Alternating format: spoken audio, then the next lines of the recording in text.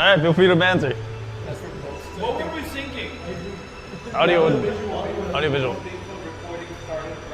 Oh, that makes sense. Okay. Alright, also. I want that cryptid. Yes. Silence. How about I silence these nuts? I stole it already. I already used the joke. Go. No one else can do another joke. Wait, your mic is what? Who? Double check his mic. You turned it on, right? Yeah, this mic's on. Mic on? Mike, no, mic is on. I'm talking about you. Is your mic on? Well, I'm turning it on. Okay, turn it off. Yeah. Off is on me. Yeah. Cool. I mean, All right, now we're starting from Where's with banter. starting out? No, I mean you start with banter. Wait, oh, we're starting. You guys start with banter. You've been bantering all the banter already. I don't know why you did. I don't see him anywhere. I don't know where he is. If he's not If here, he's not here in 15 minutes, we're allowed to leave. Oh, yeah, it's really. That's right. I signed paperwork that said so. All right, class, settle down, settle down, settle down. I'm a little late. I had to lay pipe on a bitch, you know what I'm saying? Respectfully, of course. But it was bullshit. Respectfully. All right, class. This is an advanced course. I hope you all know what you signed up for here at Stupidpalooza University. We only accept the best. And you put the best and you get the best. I don't know. Where did I get that from? I think it's from Chantron. Anyways, we're going to be covering the advanced course on The Legend of Zelda, the in-between and the out-betweens, and the tweens within. What does that mean? It means I'm not really going to be talking about the games. Any mention...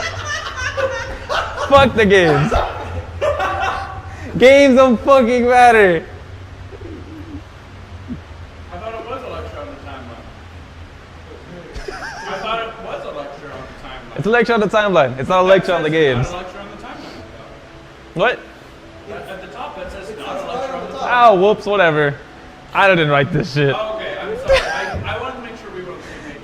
Not a lecture on the games. That's a typo. I'll listen to what you say, not what you write. Yeah, fuck whoever wrote this. It wasn't me. And if it was me, I was drunk. Not a lecture on...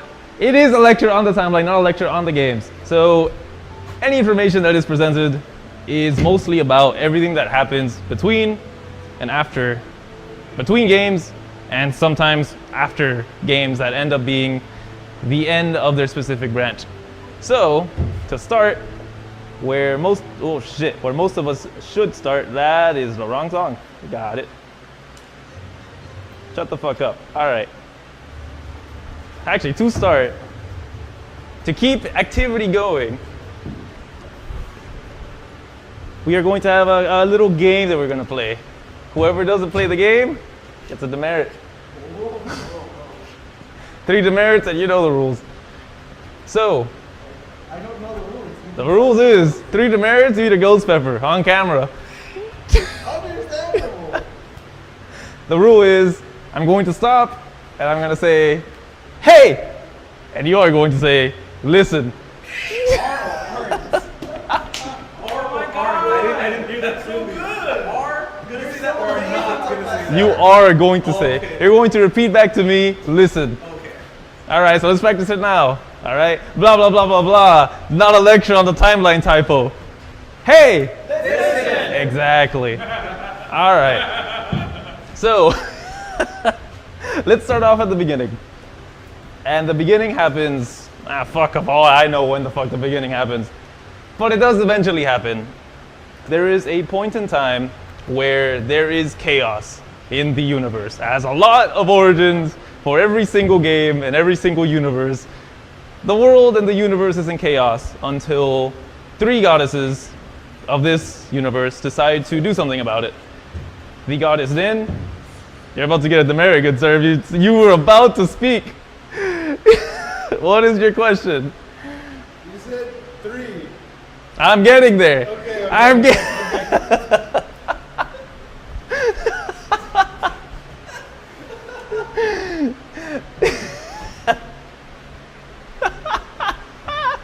I'm getting there. Okay. These are just visual aids. So these 3 goddesses they're considered. I will be referring to them either as the goddesses, as the golden goddesses, or by their names. The red one, Din. The green one, Faror. The blue one, Nehru. One day, or one concept of time before days existed, Din, the goddess of power, decided to mold the red earth. Nehru, the goddess of wisdom, decided to create the spirit of the law. Essentially, she created time. She created, honestly, it's kind of the biggest thing. She created time. And Faror, the goddess of courage, or who would later be known as the goddess of courage, created creatures who would uphold the law. Any and all life. Sentient life, anyways. Let me see here. Cool. With their labors completed, they left at a specific point in this world that they had created a representation of their own power as a use for mortals to be able to shape the earth without their necessary intervention. This later would become known as the Triforce, which is not shown here. It'll show up eventually. And it was given to the protection of the white goddess, Hylia, to protect. And with it, she was tasked to protect all of their creations. As a ton of time passed, the land became known as the land of Hylia. Before any kingdoms were established, before any villages really had names, there were just a couple of races that began to sprout out. A couple of notable ones were the rock people, the Gorons. Honestly, that's the more notable ones. The rock people, Gorons, are just big, chubby dudes that are made out of rock. The Kikwi, which are these penguin-like / plant-like animals. The Magma, which are, I lost the word, not beavers, moles. The Perella, which are these fish-like, umbrella-like beings who live in lakes and river systems. And the Hylians, or rather just humans. They eventually became, or treated themselves as the children of Hylia, and eventually that evolved to them referring to themselves as Hylians. So, our story really takes place once Hylians have established a couple of settlements across what they consider to be known as the land of Hylia, and Hylia, really not having made herself known, was their chosen protector, specifically the protector of the Triforce. That is her number one duty. She herself is a goddess who serves under the three golden goddesses, and it kind of already establishes a hierarchy of goddesses. This is not really a spoiler. The introduction of Hylia within the games, through everything we knew about the creation of what eventually would become the land of Hyrule, out of the fucking window. Because that means that there is there is 100% a chance that these four goddesses are not the only goddesses that exist in this realm. It's just that these are the only four that have come up in the legends of someone named Zelda that we haven't gone into yet. So, to reiterate, Din is the goddess of power, who is associated with fire, with the color red, and with the earth. Faror is associated with courage, wind, and the color green, and generally creatures. And Nehru is associated with the power of wisdom, or she is the goddess of wisdom, associated with water, the color blue, and largely with time. Cool. We already talked about that. Excellent. All right. So we talked about the goddesses. Now we have to, before we jump into the first relevant story, we have to start talking about the demon tribe. We have no fucking idea where they came from, and it could only be assumed that they were themselves created by the three goddesses. They are described as literally just coming out of the fucking ground and said, hey, I like that. I want it. And so they fucking did. They just decided to wreck shit up. Go ahead. So we have three goddesses of like fire, earth, and water. Essentially. Yeah. Yeah. Like they represent other things, and we have Hylia, the Yep. god of light. Yep. So do we have a goddess or divine of darkness, which is where the demons come from? We have no confirmation. Understand? It is entirely possible that the demons themselves are divine in nature. We never got true confirmation if they are divine in nature. The Triforce does have a caveat when it was created, that only mortals are able to make wishes on it. So the Hylia herself cannot make a wish on it. The demons wanted to get to the Triforce. Maybe they didn't know that caveat. Maybe they did. But they never even got, well, they got pretty close, but they never had the chance to actually test it. It's entirely possible, and is a common theory before the official timeline came out in the Hyrule Historia, that there was a fourth goddess before Hylia was revealed that was the goddess of darkness, to counteract that they usually partake in things that revolve around the power of light. But then Nintendo just decided to create a goddess of light. It's entirely possible it's a goddess of darkness. There is a game further down in the timeline that kind of plays around with that idea, but it doesn't really revolve around this anymore. It's mostly just playing on parallel universes. But good question. So, what else do we have to talk about here before we move on to? Oh yes, no one fucking knows who they are. There are a couple of cosmic beings, or rather just more divine-like creatures that are aware of the existence and creation of the world through these three goddesses. No fucking human, no tribe knows who the fuck these people are. Some invent their own goddesses, which maybe is a soft hint of like, oh yeah, we kind of heard tales of let's say Din, but most races just have their own patron deities who are god-like in the sense that they're just very powerful or very old, therefore wise. But there is no church of the goddess of Din for Oroneru, or of Hylia for that reason after a certain amount of time. It's just, hey, we're here. Why are we called Hylians? I don't fucking know. But we're here, you know. It's wild. No one ever talks about them in any like established religion. All right. So, most of the timeline is split into eras, and the first era is the era of the goddess Hylia. And the first game in the timeline is Skyward Sword. But before Skyward Sword happens is the actual war between the goddess Hylia and the demon tribe. That happens 1,000 years before the events of Skyward Sword, roughly. And there is a story told during the war that kicks things off, and it is only explained in a manga,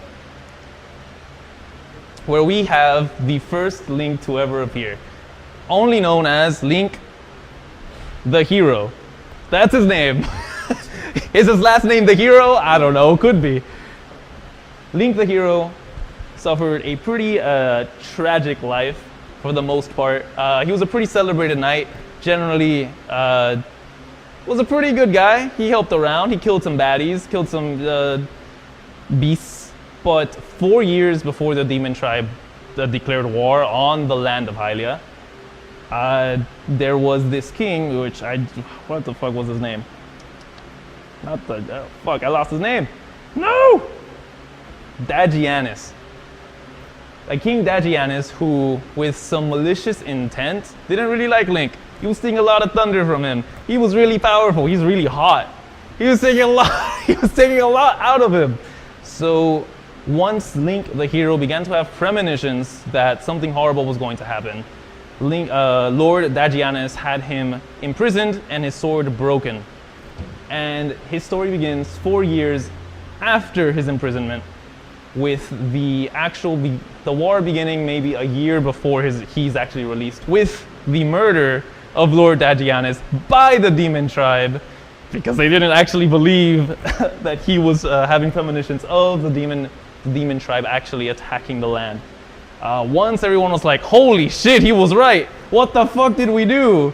They immediately rushed after him, and this is really fucking badass. It's kind of cheesy in a way, but it's absolutely badass that they come up to him and he's like, well, you old fuckers imprisoned me here. Now I don't want to help you. And it's like, no, we're losing out here. We are not going to win without your help. So they present to him a fully remade sword and his armor. And that's when he's like, well, if you wake the lion, then you gotta, what do you say? He will bear his fangs. Confirmed lions in the world of Hyrule also, or the world of Legend of Zelda. We've never seen lions, but he's talking about a lion, so you know, wild. Excellent. All right. So this is where I'll probably look more at my notes. Question for the man in glasses. There's a lot of people. It's less of a question, more of a, I really gotta say this. Yeah. This is fucking sick as shit. Yeah. That panel specifically, especially, fucking love that. He's hot as fuck, That's isn't he? so cool. That's all. I wanted to. Right. I'm excited. Nah, I get it. Yeah. So they give him his iconic clothes, or the clothes that would become iconic. He gets his sword and he begins to hold this mass meeting on top of a castle. What's going on over here? Is there some type of? I was just pointing. I was like, that's so cool. I was implying. Well, let me catch you again. Oh, you're yet a demerit. Yes, sir. Sorry, Professor. Anyways. Whoa, God, I lost it. Here we go. So he gathers a bunch of his old buddies. They go on top of a castle and they declare, hey, fuck the demons. We're going to kick their asses. I am the protector of the land of Hylia. This is Link the Hero talking. I will be the knight of the goddess Hylia. And at that moment, most people begin to panic as they see like this aerial dot that soon is approaching really quickly towards the scene of the crime. And they begin to fire arrows at it. And these arrows are just getting reflected back and forth.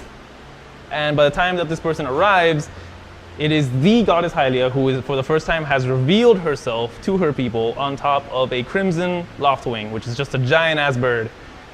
And the bird immediately, who is able to talk, is like, why are we here, goddess? They literally cannot tell the difference between a goddess and the demons that are trying to kill them. Your worthy hero isn't here. And the Link just kind of walks up all big balls.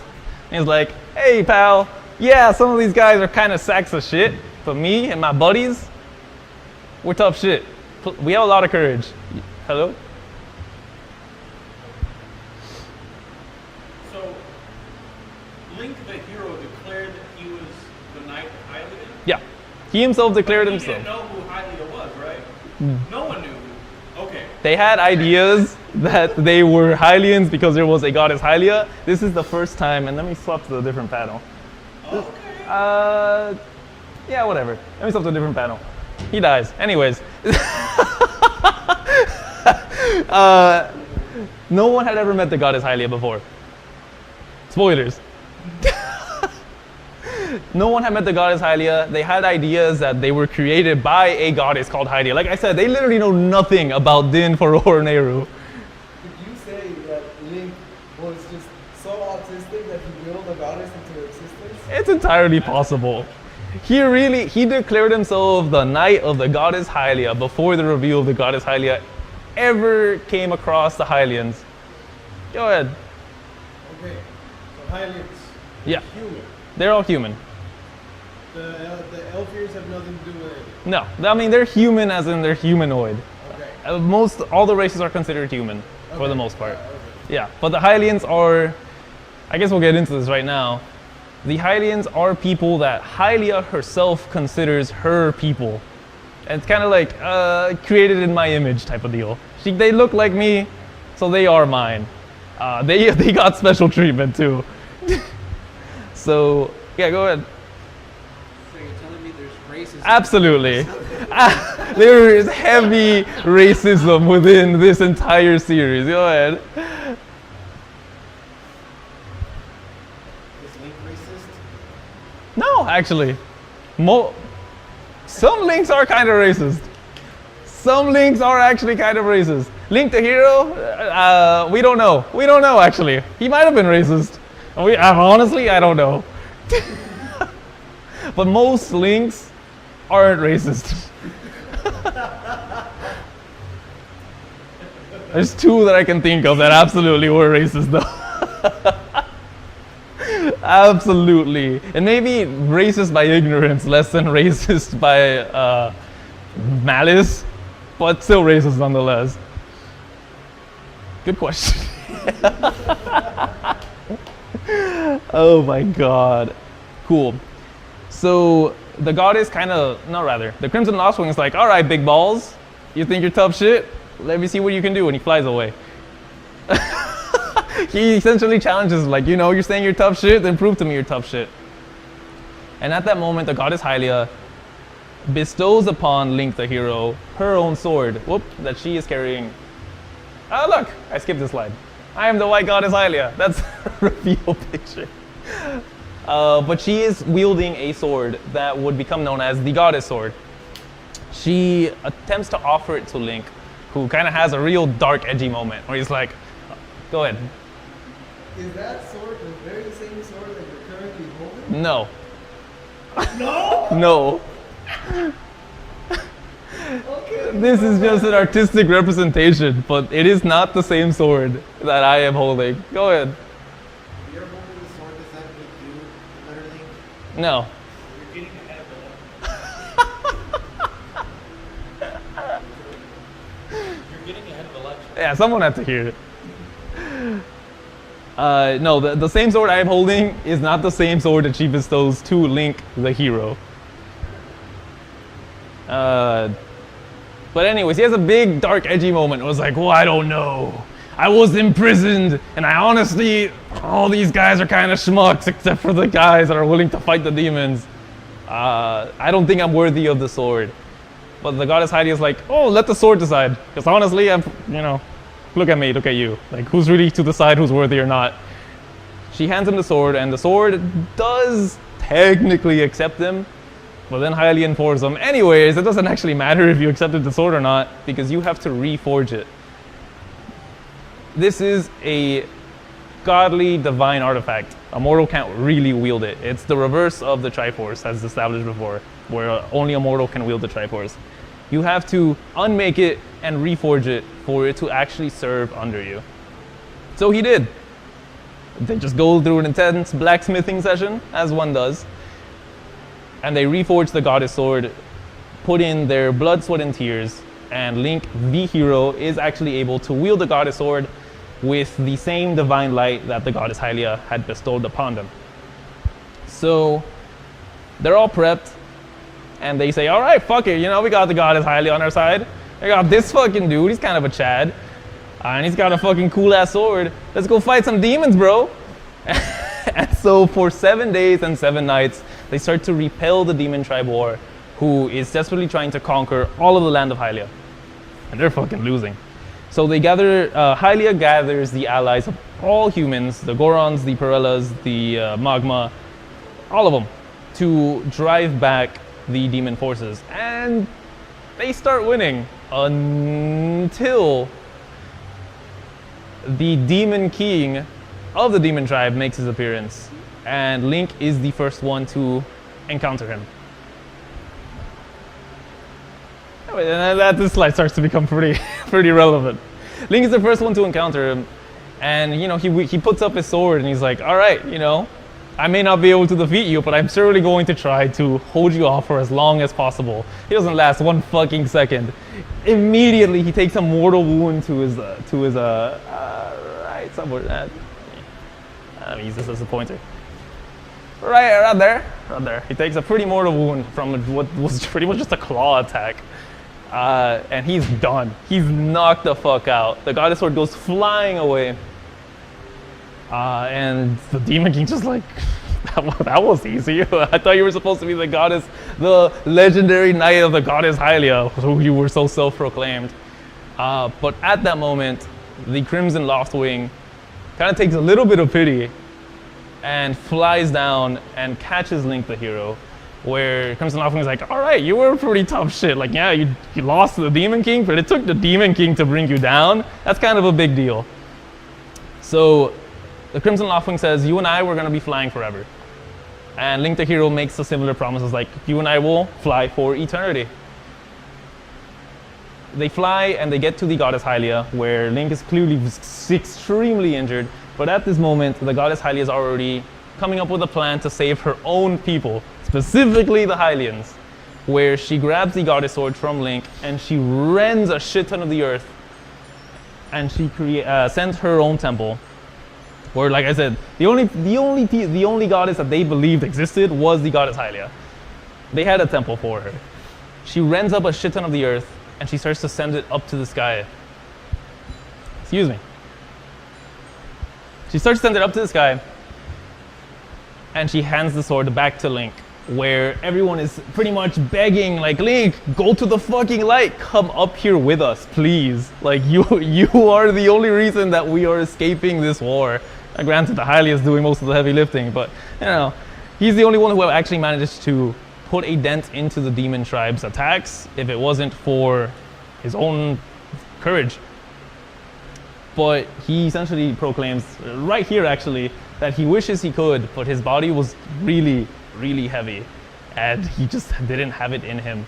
And after receiving the sword again from Hylia, he slams it down to the ground and connects it to that same light, where he created a connection between the sword, the floating landmass, and the surface.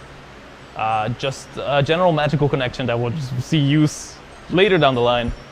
But to him, it was symbolic that no matter where they go, even above the skies, he has struck the Master Sword down where you can always come back. Because this was this last-ditch effort for the goddess Hylia. Go ahead.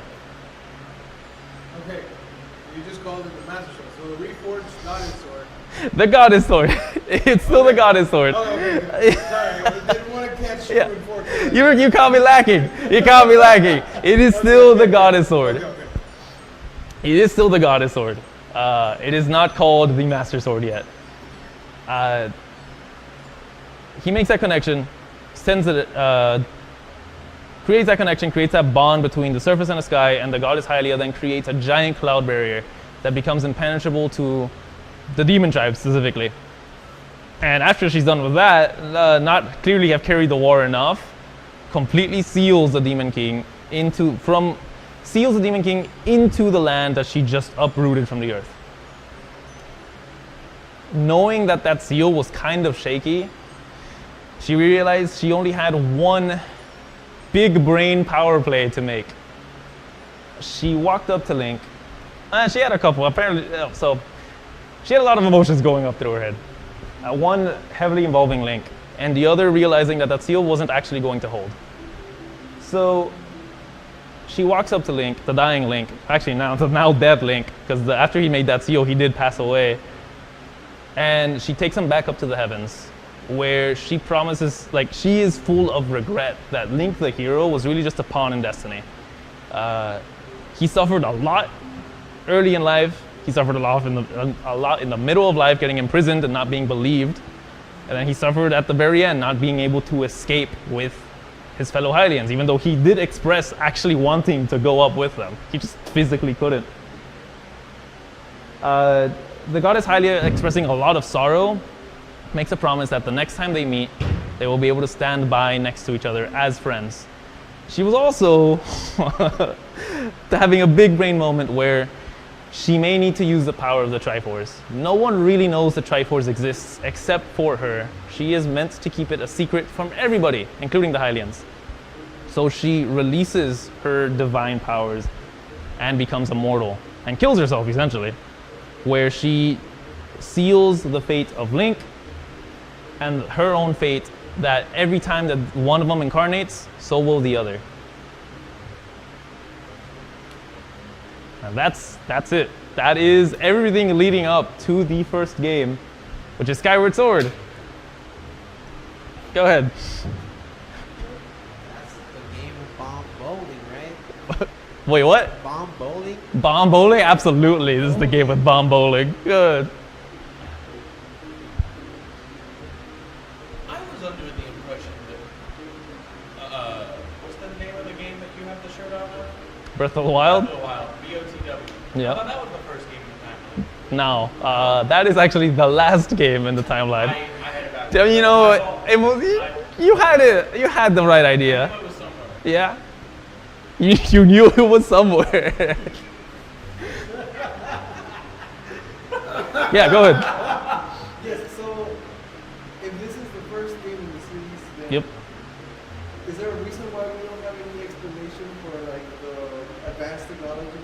during Skyward Sword?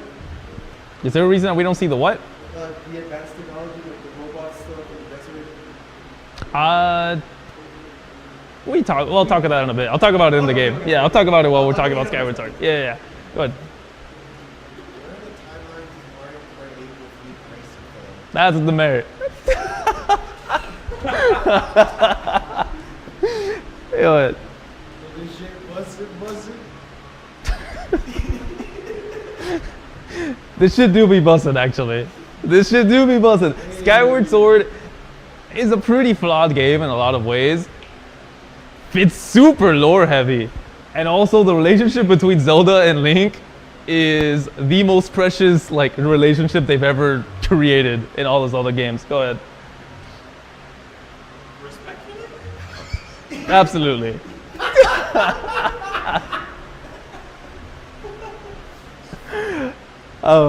Yeah, this shit busted respectfully.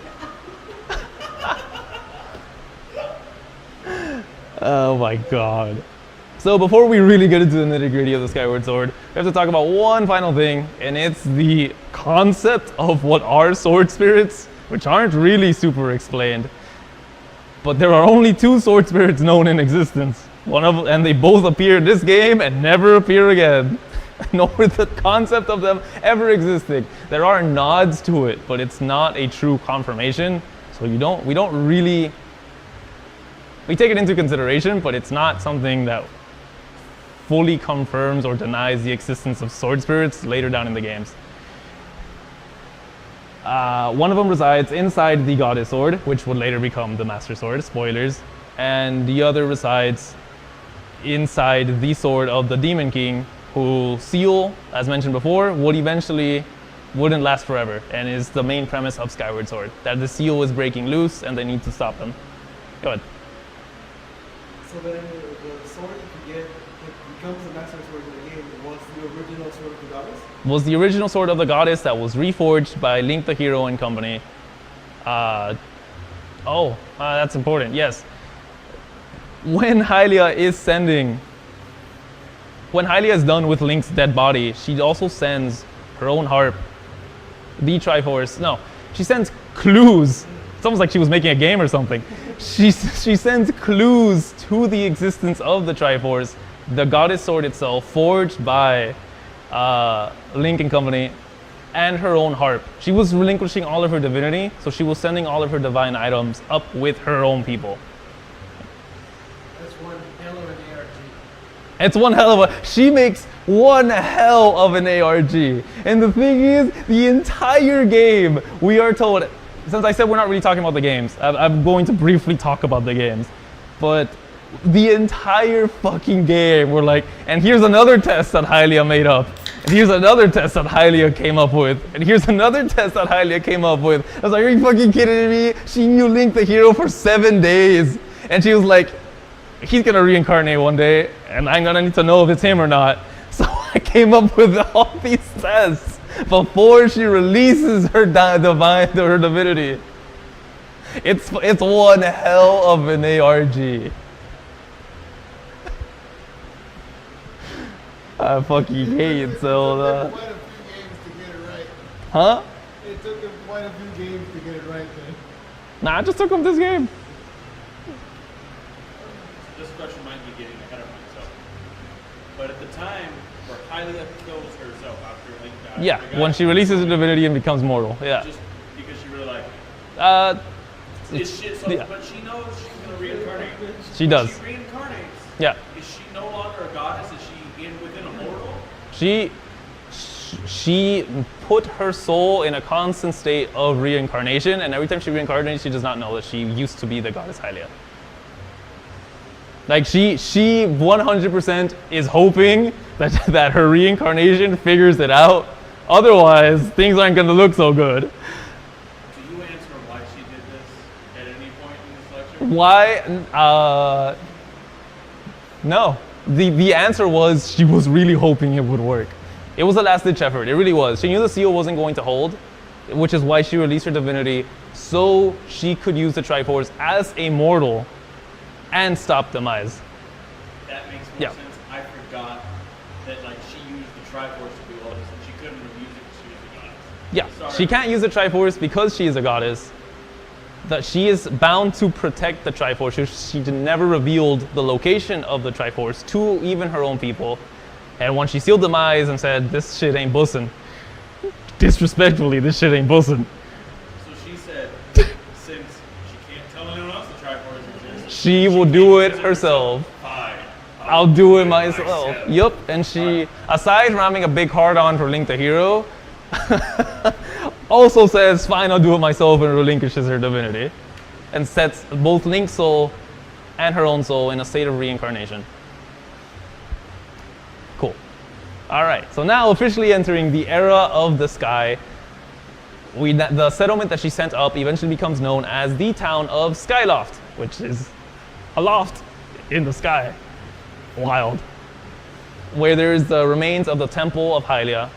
Everyone there loves Hylia. At this point, they still don't consider themselves Hylians, but they are Hylians. Go ahead. How did the loft get to the sky? It was sent up there by the goddess Hylia. She rendered the earth with the goddess sword and just sent it up there. With, yeah. Yep. Understand. Yep. Like, there's magic. God is magic, bro. And we have Link. Let me note the notable characters of this story. We have Link, we have Zelda, obviously. These are both the reincarnations of Link the Hero and of the goddess Hylia. In fact, she is the first reincarnation of the goddess Hylia. We have Groose, a beloved character of the Legend of Zelda series. And he is so goddamn important to fucking everything in this entire game. Even Nintendo loves this man. It's fucking wild. And we have Girahim, who is also very important. He has a lot of blast energy. And we have Impa, who is also largely important. We'll get back to her. Don't worry about her. And we have Demise, which is the Demon King that fought Link the Hero, etc., etc. Those are the important characters of this story. And just to quickly summarize the story, as it's not really that important, go ahead. Is the line related to the original Demon King? He is the original Demon King. He is the original Demon King. I didn't. Yeah. Those are the important characters of this game. And to quickly go over the general idea of what this game tried to cover, Link and Zelda are really good friends. Really good friends. Groose really likes Zelda. Really likes Zelda. And Link is just kind of a big old himbo airhead who doesn't know what the fuck's going on half the time. And he also has this Crimson Loftwing, which is most likely either an incarnation or the same Crimson Loftwing who was like, "We will fly forever," finding the soul of the reincarnated Link the Hero. Groose is jealous that he has that bird. Everyone really is jealous that this fucking loser with no parents, for some reason, has like this stupid fast bird, and he's also stupid good at flying, and he's really good at using the sword. Everyone's just kind of jealous. Zelda's just like, "No, we're homies, but like, I kind of want to fuck you." Look at those eyes. Like, really?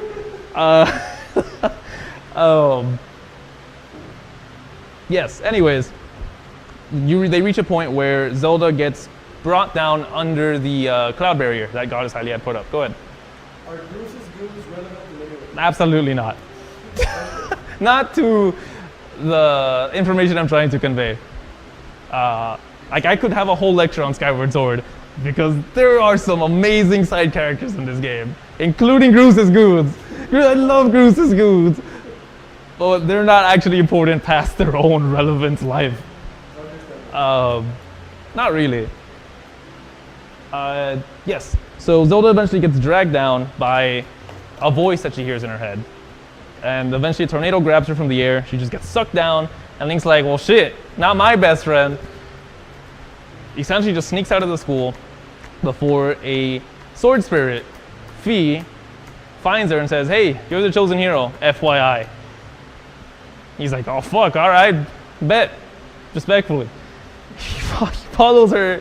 He follows the sword spirit, finds the goddess sword, which is just implanted into the pedestal, pulls it out, And he's like, oh, cool, I'm the chosen hero. Oh, a lot of stuff in my life is starting to make sense now. And he follows, he descends into what is currently called the surface, where he finds, well, him too, but where he finds this old woman, who essentially just says, oh yeah, I saw that girl come around here. She went that way. And also, did you see that shit? There's a demon there. That seal's getting weaker. I don't know who you are, but you should do something about it. Wink. And he's like, all right, priorities. Get my dick wet first, follow Zelda, Demon King later. He follows in the footsteps of Zelda, coming across the 3 major provinces of the surface. The desert province, the volcano province, and the forest province, named, the Laneru province, the Elden province, and the Farron province. I almost forgot it. Named after the goddesses, but also named after these dragons that say they are blessings of the goddesses that exist to just kind of convey their will without the 3 goddesses directly intervening with the affairs of mortals. In truth, the goddesses do not give a shit what's happening with the mortal world. They left the Triforce so they can figure that shit out on their own. The only time they do intervene is when it actually affects the Triforce itself. Anything that would directly mean that people can no longer use the Triforce, that's when they're like, actually that shit ain't bussin'. Disrespectfully, and does something about it. Other than that, they don't really give a fuck, and we have plenty of proof that they do not give a fuck for what reason the Triforce gets used way later down the road, when the Triforce is misused plenty of times for the forces of evil. Link, throughout these trials, starts to imbue this goddess sword with the flames of the original goddesses, where it eventually becomes the Master Sword. The entire trial process is meant to, which was set up by Hylia, as is previously said, was meant to fully realize the potential of the Master Sword back into the full potential it had when it belonged to Hylia. A real workaround system. They had to, she had to give away her sword so it could lose all of its power, so you could make it all over again and have pretty similar, but not exactly the same amount of power. Wild shit. I don't know. Hylia's on some shit. Go ahead. Can the Master Sword ever get back to its original state? No.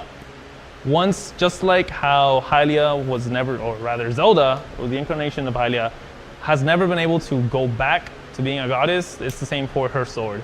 Once it lost all of its divine power, it can get pretty close throughout this entire game. That's the entire purpose. And it's trying to get back to the place where it kind of began, but as the fully realized potential of the chosen hero, which is, no, sorry, I shouldn't use the word the chosen hero, because he is the chosen hero of Link the hero.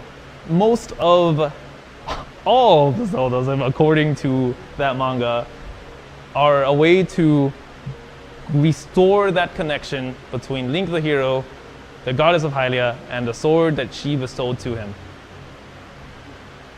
So did Link the hero choose who he wanted to go into when he reincarnated into this Link, the chosen hero? No, they have no choice. He is him. Like, it's just like, he just pops out. It gets magically influenced in the womb that he's going to be a reincarnation of Link the hero. He has no choice. He doesn't know that he's Link the hero either. In fact, they usually tell him, oh yeah, you're destined for great things, boy. Yeah, it's you. And he's like, I'm me, yeah. Every Link has drastically different personalities. None of them seeming to have the exact same vigor that Link the hero had. This one being more of a goofy Link. It's very lackadaisical, very relaxed Link. Yes, so he eventually gets the Master Sword, following Zelda. Zelda is being followed by Girahim, who is a demon who is trying to, well, steal Zelda and use her in some manner or another, because he discovered that Zelda is the reincarnation of the goddess Hylia, to resurrect, or rather unseal, Demise, which is the demon king that Hylia had sealed 1,000 years ago. Some shenanigans happen. Do you know why he wants to unseal the Demise? Is there any prior relationship between them? Yes, we do. We do know why he wants to resurrect Demise. We'll get there. Okay. Yeah. I'm sorry. And it's just this cat and mouse chase where they eventually reach the point where they find a couple of structures that seem to be able to reverse time to 1,000 years into the past. These things are called time shift stones, or at least they're named time shift stones, that are able to revert the ground around them, not necessarily sentient life. Well, that's not true. Maybe just not the wielder. Unclear. It reverts area around that time shift stone 1,000 years into the past. And within this same desert, they also find what was already known as the Temple of Time, which had this giant gear. I wish I should have pulled the picture of that. Has this giant gear that when you activate it, links that specific gear to another point in time at the specific location, 1,000 years into the past. Girahum is in hot pursuit. Zelda and Impa, which is this bitch, which also shares the name with that bitch, for some reason. We'll get to that. I don't really care. They are the same person. They are the same person. I'll explain to that later. But God, Skyward Sword's such a fucking mess. This is already Skyward Sword. The first game in the timeline already has a time loop set in place that just circles and circles until it finally breaks out. Zelda goes into the past, giving Link the harp of the goddess that she found on her own. And with that harp, Link is able to begin to start the ARG that Hylia set to find the Triforce. And not just one by one. Not the Triforce is like the golden triangles that's very iconic with The Legend of Zelda, but they can be split into the different triangles themselves. Link's ARG takes place in the Silent Realm, which it makes more sense to describe it in D&D terms than anything else that I've ever been able to describe. There is such a thing in D&D called the Ethereal Realm, which is just a realm that still exists within the material plane that you can tap into, and it just kind of looks like a hazy version of everything. It's an in-between plane between planes. That is the Silent Realm. We find out through her ARG that she hid the Triforce inside a specific location, like a real physical location, which was underneath her own statue inside that Silent Realm. So he goes through all those ARGs, he backtracks the entire land, he's doing shit, he's killing monsters, he's following orders, he's meeting a bunch of people, and he realizes that the answers he had were just at home the entire time. Where he goes back up, he enters the Silent Realm underneath a dungeon beneath the temple, or rather the statue of the goddess Hylia. And he finds himself being able to wield the full extent of the Triforce. He collects both the Triforce of Power, Courage of Wisdom, and he releases it on top of the temple of Hylia, the goddess of Hylia. And he makes a simple wish. Fuck Demise. And the wish was like, bet. The entire fucking Skyloft crashes back down to where the seal that Demise is in, completely destroying Demise, well, the seal, which also kills Demise in the process. And suddenly, all of Skyloft, well, not all of Skyloft, specifically the statue, a solid chunk of Skyloft is now back on the surface. Everyone's happy. Zelda's happy. Impa's happy. There was a point in time where Groose eventually just fucking skydives after seeing that Link, like, hey, what the fuck's Link doing? It's fucking little shit. Zelda's gone. I thought he was supposed to be depressed. I'm depressed. Why isn't he depressed? And he sees Link just jump into the fucking clouds, and Groose is like, bet. And Groose fucking jumps down to with him. Link has a parachute. Yeah. Is this the moment in the timeline where the Goose is first loose?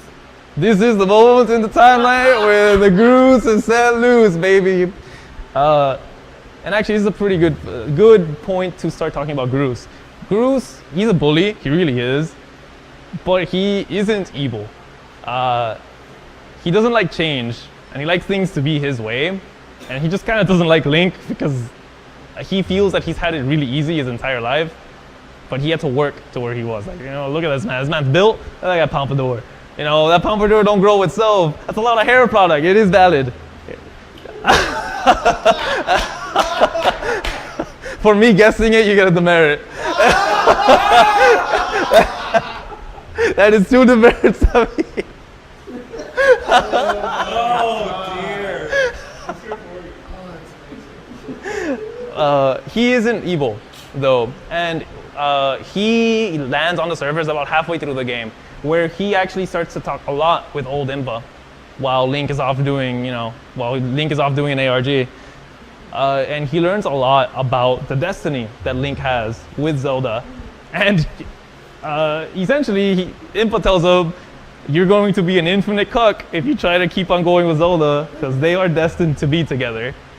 And Groose does eventually give up on Zelda, realizing that his role is to support his fellow Hylians, his fellow Hylians, his fellow Knight Academy students. Well, I guess Link became a knight, he's still a student. That's his role in life. And so he actually realized he's pretty damn good with his hands. He built an entire fucking rail system around Demise's Zeal before the entire fucking statue went back down and crushed Demise, to help Link reseal Demise a couple of times that he was trying to come out. Groose is a fucking badass. He is the bestest boy. Top 3 bestest boys in the entire series. Go ahead. Are you telling me that throughout the course of the game, Bruce conceived of and constructed a whole rail system? Yeah. From the surface to Yeah. the sky suit? That's No. He created a rail system that surrounded the chunk of land that Hylia took out to surround the seal. Okay. And like that rail system was loaded with tracks of bombs that he would just bombard down to Demise to help Link seal it back in whenever it threatens to break loose. That's still really. It's pretty I rad. don't know how long He had no. the journey was, but that's really impressive. It took him maybe like maybe canonically like a couple of months for him to invent a rail system, and then realize he could use living bombs as actual bombs, and then use those actual bombs to just generally help Link. He became a pretty good guy. He's still a little bit of a jerk, but he's a pretty good guy. Also, the moment he fucking landed, and after having that shock that there was something beneath the clouds, one of the first things he said is, "I'm going to make this into Groose Land." You raise your hand, David? Nah? Yeah, you don't want to start the marriage, don't you?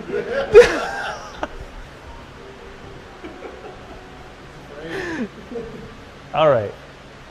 That's Groose. And like I said, Groose really, he started to really adore old Impa. Really started to like her. She had a lot of wisdom to share. It really changed a lot about his heart, the way he viewed the world, and just his general role in life. Not necessarily to always be support, but to help your fellow friends when they need it. Because throughout this entire series, like I said, Link, he had courage, but his courage only comes because he was so goddamn afraid. In fact, every time there was a dungeon that you would go into in the game, the very first dungeon that he goes into, every time he goes into a dungeon, a cutscene plays that really zooms in onto his face. The very first dungeon that he goes into, there is a very clear expression of fear and worry of like, I may not make it out of here alive before he goes in. And throughout the game, every time it plays that cutscene, there's a little bit more and more courage behind that face. But my man was still going through it. He really wanted his best friend back. He needed his dick wet. But no, like, she is the only person that has ever actually cared for him. He had no parents. He had no friends, aside from Zelda. Everyone bullied him. Like he kind of used his Crimson Loftwing to escape Skyloft. Every time he would just like lackadaisically fly around Skyloft, and people judged him for that, including Groose. So Groose kind of finding out the error of his ways is a really big deal that comes into play later. Yada yada yada. The temple is crushed down. Everyone's happy, and bada bing, Girahim shows up, and he's like, "Bet you killed Demise right now, but you have a giant fucking gear that connects us to 1,000 years in the past, like almost moments after the goddess Hylia sent the earth up to the sky and relinquished her divine form. I'm just gonna go awaken him then." He grabs Zelda, he blasts Link. There's this really fucking cool moment where Groose is like shaking, but he's like, "You ain't getting past me, bud." And he also places himself in front of Impa. He's like, "You ain't getting past me." He gets past him. And he takes Zelda back to the past where he begins a ritual to suck out the remaining soul of the goddess, place it into the seal, and undo the seal. Link ain't having none of that shit. And this is where we find out what Girahim is. Like I mentioned before, there's only one game that the mention of sword spirits ever exists, and we find out that Girahim himself, a self-proclaimed demon lord, is actually just the sword spirit of the Demon Kingdom Eyes. Go ahead. I'm sorry, you had turned around when you said it, each time you said it. There was only one other time where what? There was only one other time where sword spirits are mentioned. Okay. I didn't hear the word sword spirit. The sword spirit Fee helps Link guide him to the goddess sword, and generally just guides him in everything. Like, she is just a creation of the goddess Hylia to help her hero of any incarnation.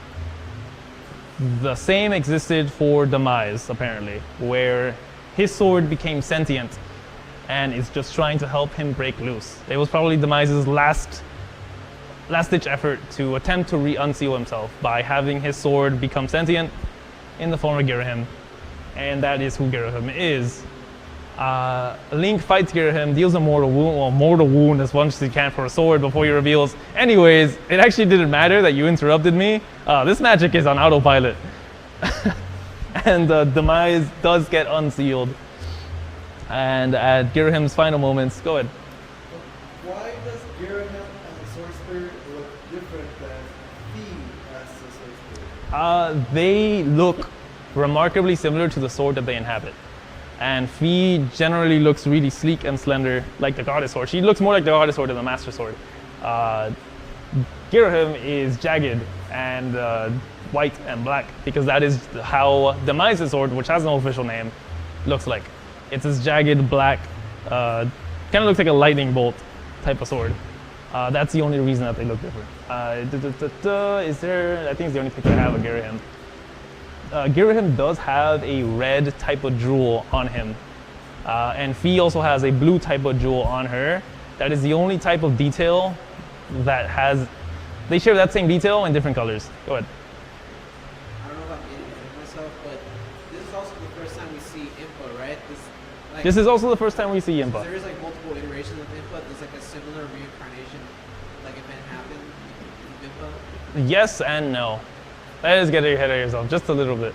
Go ahead. Is it Impa Island? Yeah. There is speculation that Impa is both a name but also a title of the Sheikah warriors, which is what we find out that Impa is, who are, at this point in time, sworn to be the defenders and guardians of the goddess Hylia. To her wishes, not necessarily physically. Yes. But Impa is most likely a title, but this specific Impa might just be her name. Yeah. That being said, this dude shows up. He looks a lot like a certain villain that we'll see down the road. This is usually common information for people who have played Legend of Zelda. He shows up and he's like, "You got big balls, kid, and a big dick. I like that. You get one shot to kill me. Otherwise, I'm taking care of this entire thing." And he goes into this different dimension and waits for Link. Pretty ballsy move, but I kind of get it, because, you know, he just got sealed. This is the demise who literally just got sealed a couple of minutes ago, if not an hour ago, and literally just killed someone that looked exactly like him. So he's like, "Are you the same dude? You sure?" And he's like, "All right, fine. You got big balls. I get it. You get one shot. Otherwise, I'm killing you." That being his mistake, as this Link clearly do be having really big balls. He keeps up with Demise really damn well compared to his previous reincarnation. Managing to land a pretty fatal wound in a really awesome scene where he jumps up into the air, he electrifies his sword for some reason, never seen before, electrifying his sword. There were moments in times where he can empower his sword, but this man just grabbed electricity power out of nowhere. Slam dunks his ass right in the chest. Demise being a demon though, does begin to stir. It was a mortal wound, it was a fatal wound, it really was. But he stands up and he's like, "All right, fine, you beat me. But you cannot fathom how much I fucking hate all of you." And with this pure hatred, I'm going to curse onto you the goddess Hylia and your descendants for the rest of your lives before he fades away and dies. Nuts. So there was already a connection between the goddess Hylia and the spirit of Link, the hero, and he just kind of self-inserted himself and began this weird destiny where every time they incarnate, so does Demise's hatred. Not necessarily in something that looks like Demise, but something that looks like Demise. But there is always someone who will fight back the pure existence of a Zelda and Link. That's how much malice this man has. Go ahead. Do the people fighting back against that existence usually know that they're fighting back against that No. existence? This is something that gets completely lost to time. They don't know themselves that they are destined. Usually someone's like, "Hey, I think you're destined," but they don't know why.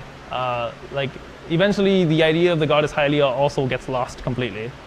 This is pretty much the only era where people understand that there used to be a physical goddess living amongst the people, and that had an actual interaction with her people. Go ahead. So, not to try and power scale all the links, but There is a strongest Link. this Link killed Yeah. the demon god, or the demon king. With pure swordsmanship, He killed yes. the demon king. Yeah. First one got his ass beat. Yeah. Presumably, all or most of the others are just fighting echoes of this guy's dick. Well, to be fair, even if there's bloodline descendants, and there are, of this specific Link, they're always still, even if there's a direct bloodline to it, they're always still just the incarnation of Link the Hero. Specifically that one. Well, yes, no, that's what I mean. But Okay. This is the only Link that killed the demon king. Yeah. The other, because you said the hatred, his hatred Yeah. reincarnates with all of them. Yeah. The other ones only beat, like, the echoes of his hatred. This guy beat the man himself. Is I he can the see strongest, that. or is he just really strong? He's really strong. He is not the strongest. Physically or skill-wise. He's pretty strong. He's up there. I'd say he could beat, he's 80th percentile. But he is not the strongest physically, and he is not the most skilled. I see where you're coming from. But some of them echoes are really louder than others sometimes. Go ahead. So then, this Link only won because of liking that. Yeah. Alright, I thought I needed to clarify. Yeah. Go ahead.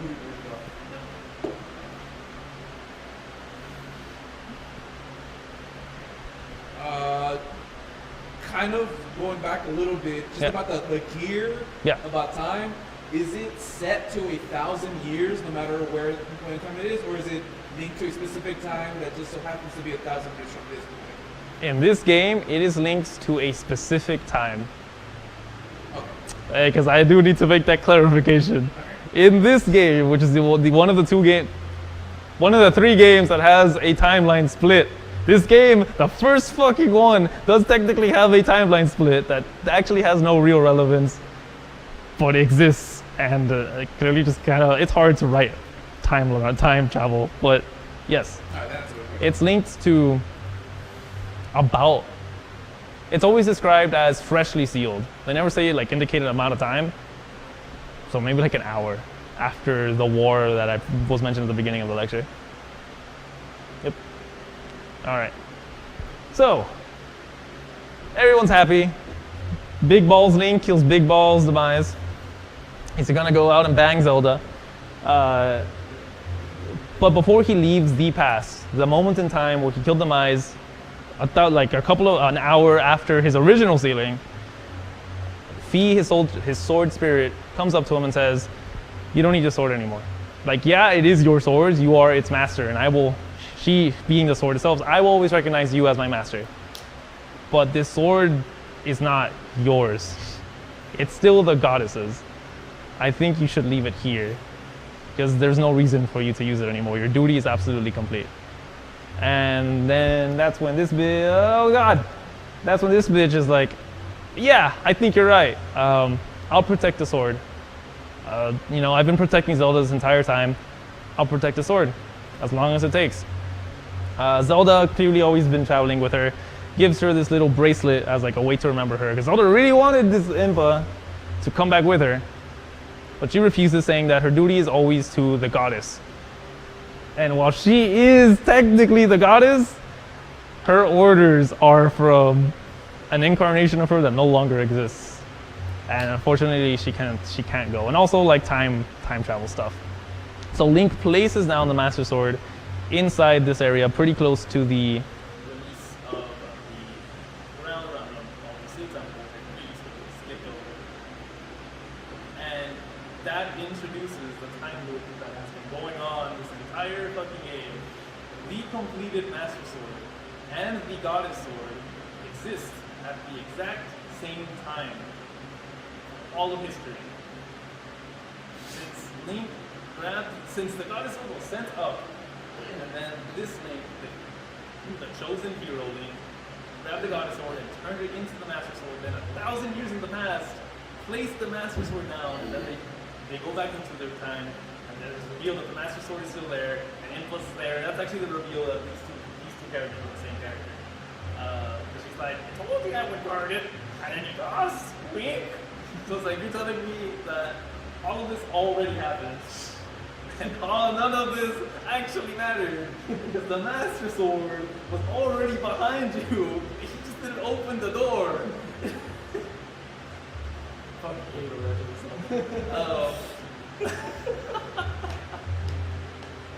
It's such a weird time loop, because it's a linear time loop, but that weird time loop is self-sustained. The moment you start to play Skyward Sword, and that's a creation of a new universe, I guess, if you want to think about it that way, you're always stuck in that loop. It's kind of like in Dark Souls. Like, if you give up, you became the Hollow, literally and figuratively. Dark Souls or whatever. So that is the end of Skyward Sword. A brief amount of time-ish, where the Triforce that Link wished upon is still on top of the Statue of Hyda, where, actually we can go res image, where Link and Zelda do canonically bang. And this is when we get into the real fucking cool shit. It's fuck the game. The game's just fucking boring. This is where we get to the cool shit. The fucking literal, thousands of year history before we even get to the next game. So, once the Hylians are turned down to the surface, they begin to repopulate. Their entire structure that they had to settle for 1,000 years is coming down. There's no point to be up there. They begin to settle, and they're going to settle all around the statue of the goddess Hylia. Bruce, kind of always being he has a light Link. He helps him. He doesn't really like him. He doesn't want to, especially doesn't want to be ordered around by him. He's like, we're cool, but we're not that cool. And he separates himself. And he most likely heads into the Nehru Desert, where he himself discovers the existence of the time shift stones. Where he most likely discovers the existence of the time shift stones and probably establishes some pretty good trade with what would eventually become known as the Kingdom of Hyrule. But at the time, it's just Link and Zelda doing Link and Zelda shit and banging, having babies. Is Bruce the predecessor to the Gerudo? That's what I'm getting at. Motherfucker! Okay. These time shift stones are also the reason that he's able to live in the desert. So whenever these 1,000 years before the desert indicate that it was actually very lush and fertile land. So having those activated time shift stones meant that they have these pockets of oasis in the desert and they're able to survive out of it. They have fresh water, they have like areas that they can plant food, they have fucking cows, you know, they can have a pretty good time in the desert. As long as those time shift stones last, which they don't last forever. We'll get there. This is also most likely where the Hylians, the receiving trade of the time shift stones, and only sending them actual resources to live, further down the line, use these stones to create the Ocarina of Time, the Gate of Time, the Renewed Temple of Time. Well, we'll get to all these terms later, as well as a lot of the time stones, not the time shift stones, that they helped to time. That specific interaction, just with Bruce being who he is, set into motion a shit ton of history. Like I said, I really wanted to point it out. Bruce does not hate people. He's a little bit xenophobic. But he doesn't like change. It's not that he hates people, it's that he doesn't like change. He's not resistant to change, but he really doesn't like it. He likes things to be the way he is, like the way things are in his point of view. He's a big burly man, so if he's going to go to the desert and attempt to name it Bruce Land, which doesn't work out, by the way, there is actually a dragonfly in Skyward Sword called the Gerudo Dragonfly, which someone most likely decided Bruce Land's a horrible name. Let's name it after like this dragonfly that's literally everywhere. It's the Gerudo Land. Most likely to get it. Right. Bruce being a big burly man probably wants his people to be built as fuck. Bruce being a bit of a patriarch probably only wants him and his descendants to be the rulers of Bruce Land. So he's most likely establishes a set of rules that essentially makes his people more militaristic in nature, but also that only the males should rule. That's the type of thing Bruce would do, unfortunately. Your hero.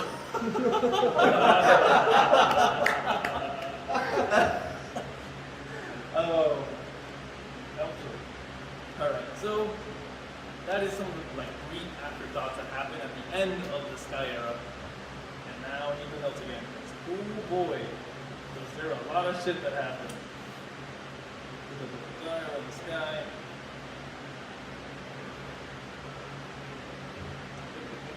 Okay, so you have a question? Real quick, before you leave this whole thing, Yeah. is there an explanation as to why at one point it becomes a matriarchy / males are very rare? It's just genetic. It's just a thing. It's a thing that happens. Yeah, it is a thing that happens. There's no true explanation. The only way you can explain it is that they're Grus, and the people who decided to go with Grus had a genetic disposition to give birth to females. So, is there like a specific Bruce Y chromosome or something that only exists within the Gerudos? That's what determines them? Bruce has some pretty strong genes. His orange hair really got out there. Oh my god, I can't believe it. Bruce This has is some- ridiculous. Yeah, Bruce is the only link and the most obvious link for the predecessors of the Gerudo in the future.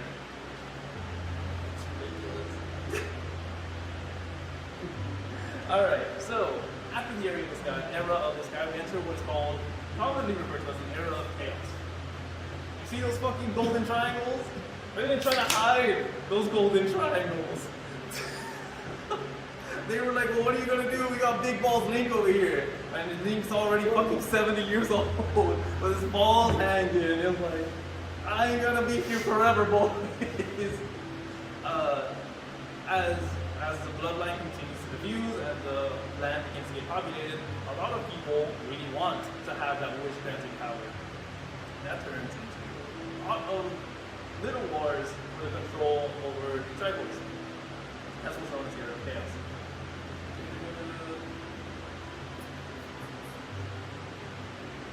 Yeah, that is what's known as the Era of Chaos, and one of the most important, yeah.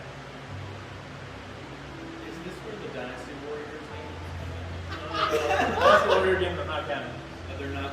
No. Okay, never Well, mind. the Hyrule Warriors game is not canon. Okay. Age of Calamity is canon.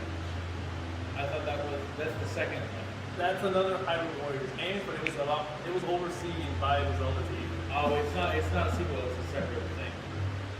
The Age of Calamity, the second game is canon. They're both canon. And so will Breath of the Wild 2 be canon.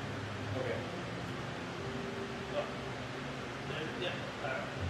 So, getting into the Era of Chaos, there is one major event that happens during the Era of Chaos, immediately, well not immediately, a couple hundred years after the era of the sky, and what became known as the Interloper War. Eventually, these people who were really adept at magic found a way to... The triangles were never hidden, ever. They were, like, the way you see them, that's the way they were. But they found a way to enter that ethereal plane, the silent realm, actually what became known as the sacred realm, and take the Triforce from inside there, as the Triforce exists kind of in both planes of existence. You could put it in one or the other, or at all times, kind of like, you could physically put it in one or the other, but it exists in both at the same time. It's a divine relic. It just is. So they found a way to tap into that power without the need of the Master Sword, or without the need to be a reincarnation of the chosen hero, or the hero, or an incarnation of Goddess Hylia, to tap into the sacred realm. And oh boy, the goddesses did not like that. And this is when they send in their light spirits, or their dragons, as somewhat different, which was Farron, Elden, and Lanero. And sealed all of the power that these interlopers had into artifacts that would eventually become known as Eph's Shadow. And then sent these motherfuckers into a different realm of existence as imprisonment for ever attempting to mess with the creation of the Odyssey ever. And also in a way to teach a lesson. And they were sent inside a mirror that eventually became known as the Mirror of Twilight. That was the Era of Chaos. And after that happened, Hyrule entered a brief period of prosperity, a brief one, where King Gustav I, a direct bloodline descendant of both the chosen hero Link of Skyward Sword and of Zelda of Skyward Sword, established himself as the first king of Hyrule, maybe 5,000 years before the events of Ocarina of Time happened. Yeah, that's pretty cool. And this began the Force Era, which by far is the longest era of the Zelda timeline that exists, period. From the beginning of the Force Era, with the establishment of the Kingdom of Hyrule officially, to the end of the Force Era, which ends at the Ocarina of Time, you see races evolve into other things. This is the longest era of Hyrule, period. Not including Breath of the Wild, that's more like Nintendo hacks. Go ahead. So, Hyrule has already been established. Hyrule gets established at the end of the Era of Chaos. Oh, I forgot to mention. At the end of the Era of Chaos, there was a sage known as Rauru, who also was like, we never want that shit to happen again. So the Master Sword still being placed in a pedestal, and he also knowing how to tamper with the Sacred Realm, never attempting to take the Triforce for himself, sealed the Triforce within the Sacred Realm, placing, like, swapping it from that reality, this is our reality, inside that ethereal reality, and then placing a lock on that reality into the pedestal that houses the Master Sword that has been placed in Link that Link plays down like 5,000 years ago. So I don't remember where it's from. I just wanted to clarify that. So Yeah. I think where my question really lies, maybe I'm misremembering. Only part of Skylon fell when they beat. When you meet the Wish, only part of Skylon fell. Once Demise was destroyed, the magics of the goddess idea kind of faded a bit, but not everything fell. No. Okay, so okay. There are still There is floating still rocks flying in the city skies. in Yep. some capacity. Yep. But some capacity. With Link, Bang, and Zelda, Yep. were they up or down? They were down. They were down. Yeah, They just they died chose down. to stay in the surface. Others came down aside from Liv and Bruce. All of them. All of them? Okay. I'm making sure that I'm following. Yeah, that's a lot. Yeah, Skyward Sword to start things off is the worst one to start things off. But it's the first one in the series. Yes. So within the Force era, there is Link Long's era. There is a resurgence of the Demon Tribe. 100 years after the establishment of the Kingdom of Hyrule by King Gustav I, we get what is known as the Hero of Man. Link, an incarnation of Link the Hero, not to be confused with Link the Hero or Link the Chosen Hero. The Hero of Man gets bestowed by other creations that we didn't know about, called the Picori, who are, they're not fairies, but they're these incredibly small beings who also contain a light power that is not related to the light power found around the Titan. Let's go ahead.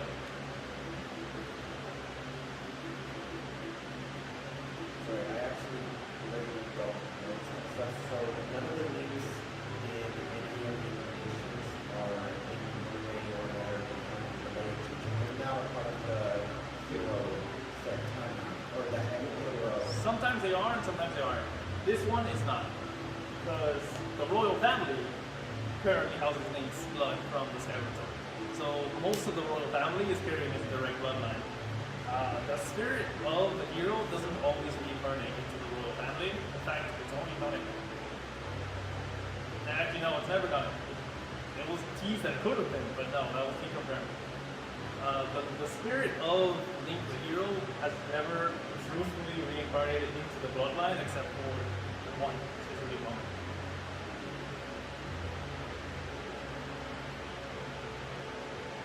That, right. So, the second resurgence of the Demon Tribe. Fucking shit up. The Picori show up. It's like, we got a cool sword. We got this cool line. You don't have to use the Triforce. It's cool. It's our stuff. And so he does. And he keeps the shit out of the demons. That's the legend of the Hero of Man. And that leads us into Legends of the Bitch Cat, which, while it's a fan favorite game, actually has little relevance to the time plan. Go ahead.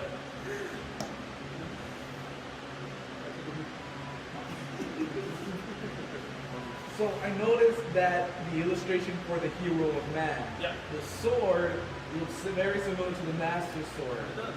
It is not the Master Sword. Not at all. It's the Picori sword. And I would assume they only designed it like that because they know of the existence of the actual Master Sword. Yes. Probably. That's a good. Yeah. It's entirely possible they designed it because they know the existence of the Master Sword, but it is not the Master Sword. It uses a power completely different from the golden light power that the Triforce can get on, or the Master Sword can get on. Got it. Yeah. Which this also attributes to why this era is called the Force era. Because this introduces the light force created by the Picori, but it also introduces the idea that the Triforce emanates its own mystical golden force that are unrelated to each other. I'm fucking nuts, man. I know. The Minish Cap, fan favorite. Not really relevant to the timeline all too much, unfortunately. So 100 years after that second resurgence of the Demon Tribe, the Minish Cap takes place, where we find a Link and a Zelda that actually know each other pretty well. They're celebrating the 100 years since the Picori came down and helped the Hylians defeat the second resurgence of the Demon Tribe. And Link is just showing up. He's gonna have a good old time at a festival, essentially.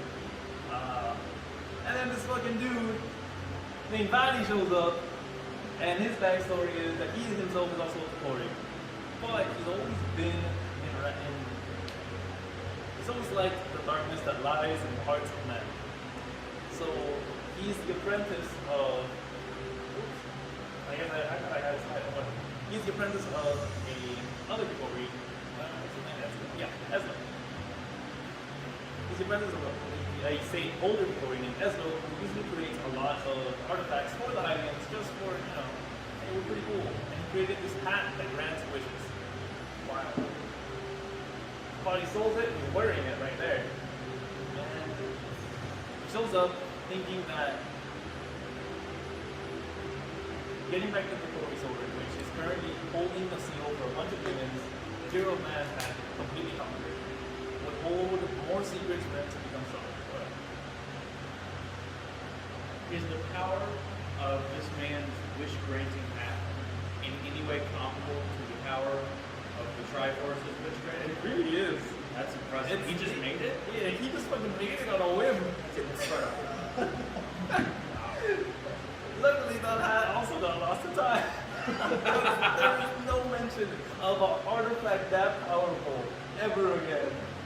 Not even in the Minish Cap starts a trilogy of games. Force Swords and Force Swords Adventure. Even then, his hat is never mentioned again. Yeah. They're just like, oh shit, that's too strong. They might have destroyed it, they might have not. It's never mentioned anywhere else again. But it is comparable. By the end of the game, Body steals Zelda, fucking fucks the king right up the ass. And Link goes and collects the 4 different elements to power up this Kokori sword, which turns it into its true form, a very similar to that of Skyward Sword, the Force Sword, which houses the 4 elements of Earth, Wind, Fire, and Water. He uses that to beat the shit out of this guy, or, hurting his. Actually, no, they're a lot more friendly. I don't know, I couldn't see their fucking eyes, but for hurting Zelda, for hurting his kingdom, kicks the shit out of him and steals the Force Sword back. It's not really his. It was a Kokori artifact and it really belonged to the hero of that anyways. So he puts the Force Sword back into the pedestal. That's kind of the end of Body for a couple hundred years until Steel breaks for no fucking reason except that he's forgotten that he was a Kokori. He's completely corrupted by his own heart and it's mostly just that demon thing. And he's known as the Wind Mage, which he always did have capacity, exceptional capacity for channeling the wind magic. But he's completely forgotten he's the Kokori. The same thing happens. An unknown wind shows up after seeing that his Zelda's and a bunch of other maidens are getting kidnapped. Shows up, pulls up the Force Sword, beats the shit out of this dude, and puts the sword back. That's as much relevance to the timeline as this has. Power through the beginning. And here comes easily the longest part of the lecture. Everything that happened before the Ocarina of Time. And all the internal politics that led up just to an event before the beginning of Ocarina of Time, which sets the stage for everything that happens after Ocarina of Time. And oh boy, the history of Hyrule is not necessarily just the history of the Hylians that we've just been talking about. It's the history of all the tribes. So I'm going to talk about all the tribes as quickly as possible, establishing their importance and leading up to what is known as the Hyrulean Civil War, which led to the events of Ocarina of Time and established the preceding events for the rest of necessarily the into the preceding timeline. Do you need to stop? No, keep going. Alright. So, let's talk about the Kokiri first. During Skyward Sword, we're going to go all the way back. In the forest province, there's this really huge ass fucking tree. It's just a big ass fucking tree. Well, it is entirely possible that was the first predecessor and kind of predecessor of what became known as the Great Negligee, which was this divine being who had access to a lot of knowledge, considering he was really old. the chances that the Great Deku Tree was most likely born before the Minish Cap, as of Spellman, which is already at least a couple, almost 10,000 years before Africa time on that. Go ahead. Now, lot going on. Yeah. These people in the wood I'm sorry, hanging out Kyle. around the Great Deku Tree, are they not Hyruleans? They're Hylians. Hylians? They're Hylians. They are Hylians. They are indeed Hylians. So during the urbanization of Hyrule, under the rule of King Gustav I,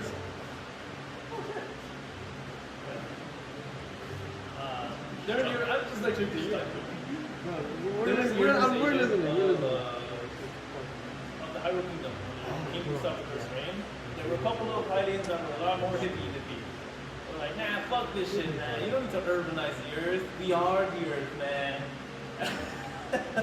And so they actually retreated into the forest. And over some time, these people most likely got blessed by the Great Deku Tree and kind of accepted them as his children.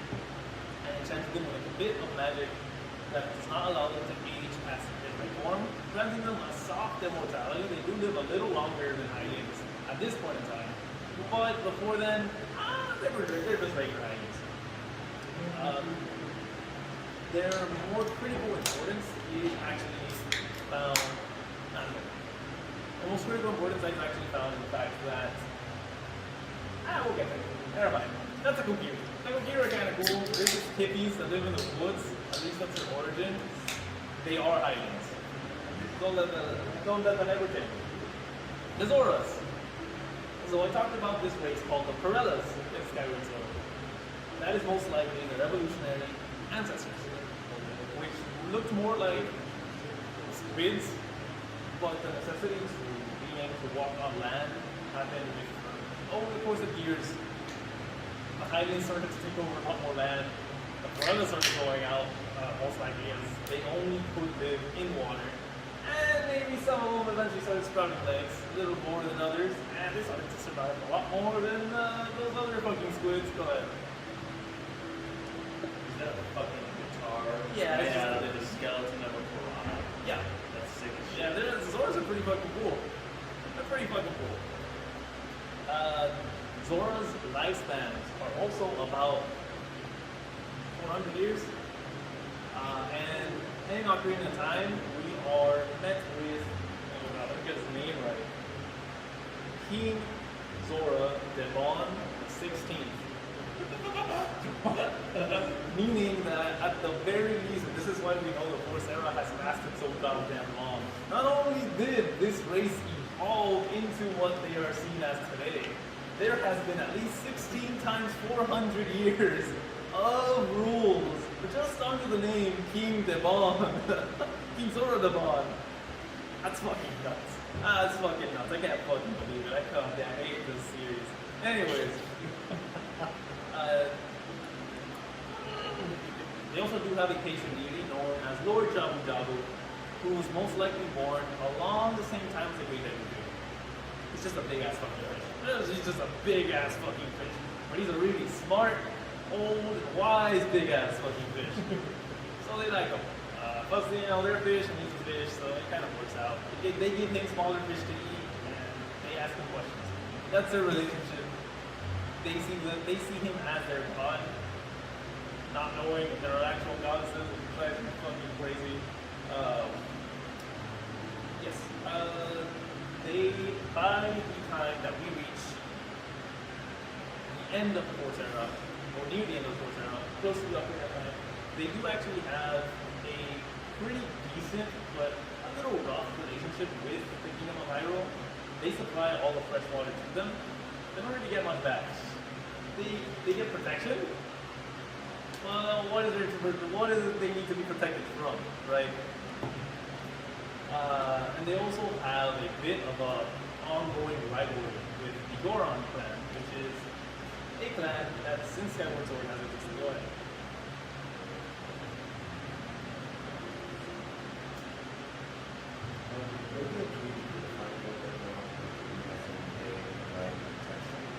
Just because when you say that they give the fresh water to Hyrule, So all of Hyrule. just like That's the point. Yep. it sounds That's the point. I'm about to make the Kingdom of Hyrule sound absolutely horrible, and that's Yeah. because they are. Go ahead. Is this where racism comes in? And what? Yes, actually. That is where racism comes in. Thank you. The Gorons and Zora do form a very heated rivalry as pretty much who deserves Hyrule's protection the most. This does turn into skirmishes. The Zora River passes through pretty much all of Hyrule, but the Gorons supply all the minerals, all the gold, all the precious metals. There's a little more favoritism towards the Gorons than there is to the Zora. They don't like that, and they do eventually have some uncivil disputes across Hyrule. That is the predecessor to the Hyrulean Civil War. So, speaking of, that's the Zora. The Zoras have a lot of history, but not as much as the fucking Gorons, who have been around since the era of the goddess Hylia. They are always known by their tattoo of the Goron Ruby, which even the original Gorons during the countless era of the goddess had the Goron Ruby tattoo. Are the Gorons tribal? Oh, absolutely. You see that fucking man? He'll China you into the face. He'll China you in the face. Go ahead. Understandable. I was actually about to ask the same thing because this art really made the good man fall They're big boys. They're fucking heavy. They are a feat of strength for one of the links. Go ahead. That is one hell of a beer belly on that muscle. That's all muscle, man. That dude comes up walking out of the fucking trailer like, what the hell you doing on my property? But like he put protein on his beer. So even during the era of the Skyward, even during the era that the Skyward Sword took place, the era of the sky, they were already kind of known for digging and for mining and for excavating. They were archaeologists. They're really smart. Like, you know, don't let their brutish demeanor get like the better of you. But at least at the time, they were a very smart race. Near the end of Skyward Sword, here's where racism comes in. I mentioned a race called the Magmas, which are a mole-like race. They inhabited the volcano province of the Skyward Sword era. A volcano that would eventually become known as Death Mountain. These Magmas lived there. Let me tell you, there's no more Magmas in the Legend of Zelda.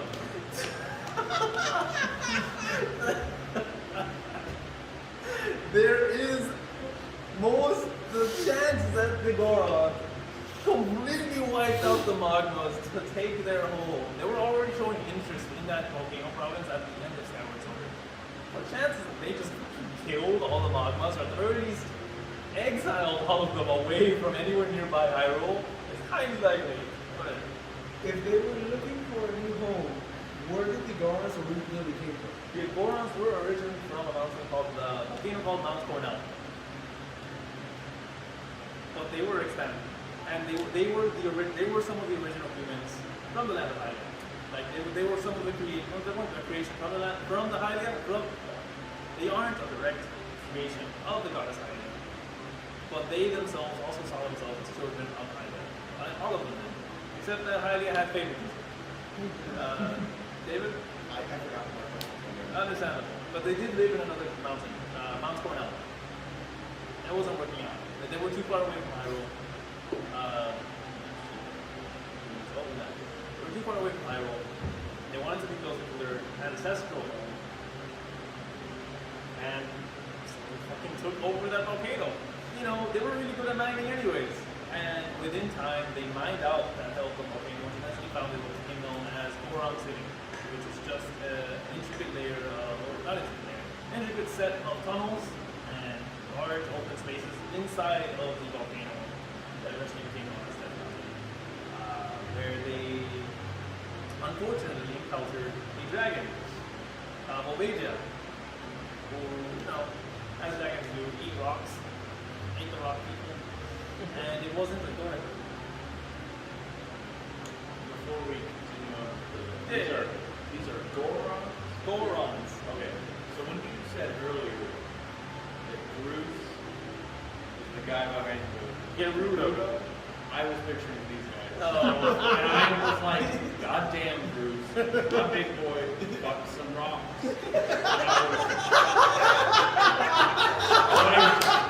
Every part of my body was picturing these guys. I don't know who the Gerudo are. Oh, you'll see. This tall, sexy women. Oh, you'll see, you'll see. I'm going to change the music, but I start to hear all the Gerudo.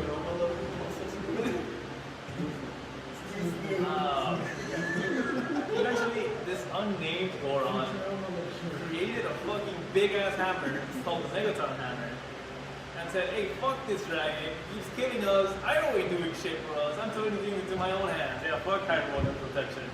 He fucking beat the shit. It's described as he hit him with the hammer, he hit Oasia with the hammer until he could no longer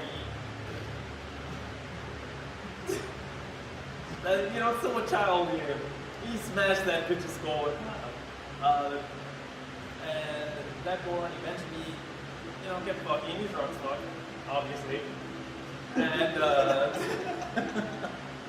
eventually gave birth to the leader of the Goron at the around Ocarina of Time called the Ruler, which is actually an acting spell right here. And this guy's named Link. Go ahead. This guy The gave small birth? one? Yeah, his name's Link. Who gave birth?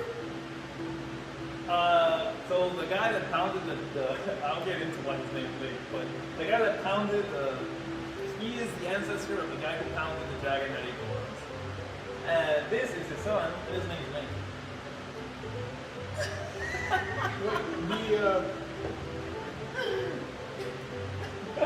I want to why he's Link, but yeah. Okay, so Link is the tiny one. The tiny one, that's Link. Okay, I thought it's because you No, were like, yeah. from my this guy, perspective. this guy's called the Rudio. Okay, yeah, from my perspective, you were pointing at the big I bitch. also thought that. So I was like, my God, why is this guy's name so big? Because you need big hands to swing big hammer, and he inherited those hands. I don't understand. He was ready to throw hands.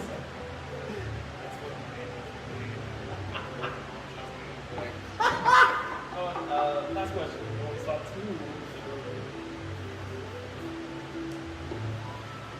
Sorry, I just want to say that Link looks to be cute. Huh? I just want to say that Link looks to be cute. What's that mean? He looks very cute in that. Oh, yeah. Link is very, very cute. He's a good boy. He's a very good boy. He's a handsome young man. He's a good boy. Oh, actually, no. Before we stop in, last track we have to talk about before we get back into this movie. The Sheikah tribe.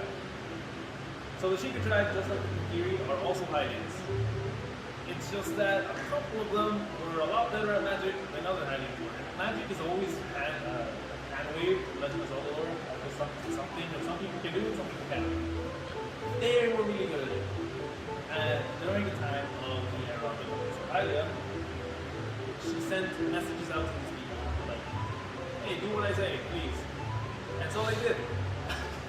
Simple as that. And these became the bloodline descendants of the people we knew as Impa in this era. And eventually that shifted to we are the protectors and guardians of the goddess Hylia to we are the protectors and guardians of the royal family, which still technically carries the bloodline of the goddess Hylia. But that role definitely shifted. And for now, I just need to get that out of the way before we get into the good shit.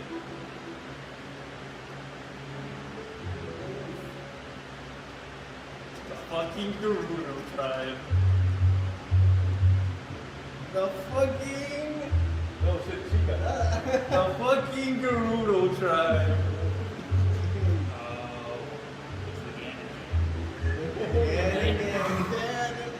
The Ganon gang. They are easily, maybe even more important to the entire history of Legends of the Timeline than even the fucking Hylians. And they themselves are technically so Hylian, but even more so than the bloodline of Link and Zelda. Ever since Gru started fucking in the desert, she got wild. So,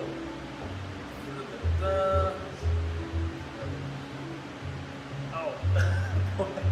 Is the reason all the Garuda women hot? Okay, hold on. Let me rephrase that. Is the reason that all the Garuda women are hot is because Bruce only fucked the hottest women? Absolutely. Also, Bruce is hot, so can that Gru, Yeah, exactly. Bruce is hot. So Hot his for hotness hot. is dominant. Yeah. That's why they have bug eyes. Oh. Because they fucking Grooves had like. But, Sorry, when you said this tribe is one of the most influential, most important part of the lore, is it more to the fact that while the Iranian tribe is more well known and recognized, that they're more reactive due to what is going on with this tribe as compared to like, setting up their own path and set on what they are doing. yeah, I'd say so. The Hyrule Kingdom became a very reactive kingdom ever since it started to constantly get plagued by people trying to take the Triforce and the Area of Chaos, and then eventually to people trying to, or the Demon Tribe reinvading their forces, and eventually this fucking Wind Mage taking over. And there's always been this weird back and forth with the Kingdom of Hyrule that they always have to react. The Gerudo tribe, on the other side, Bruce isolated himself from Lincoln Zelda and the Endless Skyward Sword. He really didn't want anything to do with them. Like, he was cool with them, he established trade with them for survival. He didn't really want to be around them. And a lot of what Bruce learned from Impa and Sheikah, as well as what he generally believed in, got passed down and turned into culture. And along the Force era, they began to worship the sand as a home, and eventually establishing a goddess of sand, which may be a nod to the goddess then, may not be. No confirmation there. She doesn't even have a name, it's just the goddess of sand. And they built a temple, which would eventually become known as the Spirit Temple, within the desert. And like I mentioned before, they survived in the desert, not necessarily by trade, maybe just trading goods, like to plant into their fertile land. They survived in the desert with the assistance of time-shifted stones. Those time-shifted stones did eventually run out of the ability to connect back to 1,000 years prior, or to not to 1,000 years prior, to the point in time that the goddess Hylia sent the land up to the sky. Eventually, the time between that point and where they were began to fade to the point where the time-shifted stone began to fade completely, and they were left in the fucking desert with no real way of surviving. It was around this time that they most likely abandoned their goddess of the Spirit Temple and moved closer to the Hyrulean border, at this point already established as the Kingdom of Hyrule, where the Zora River passed by, just for the sake of having drinkable water. It was also around this time that they shifted their priorities into the necessity to steal. They were a bit of an oppressed tribe. Granted, they chose to live in the desert fucking 10,000 years ago or whatever. But they weren't ever let back into the Kingdom of Hyrule. They weren't ever able to have access to like the fertile land that they had, or to more fresh water than would just pass by. Let's see, where am I? Bruce, yes.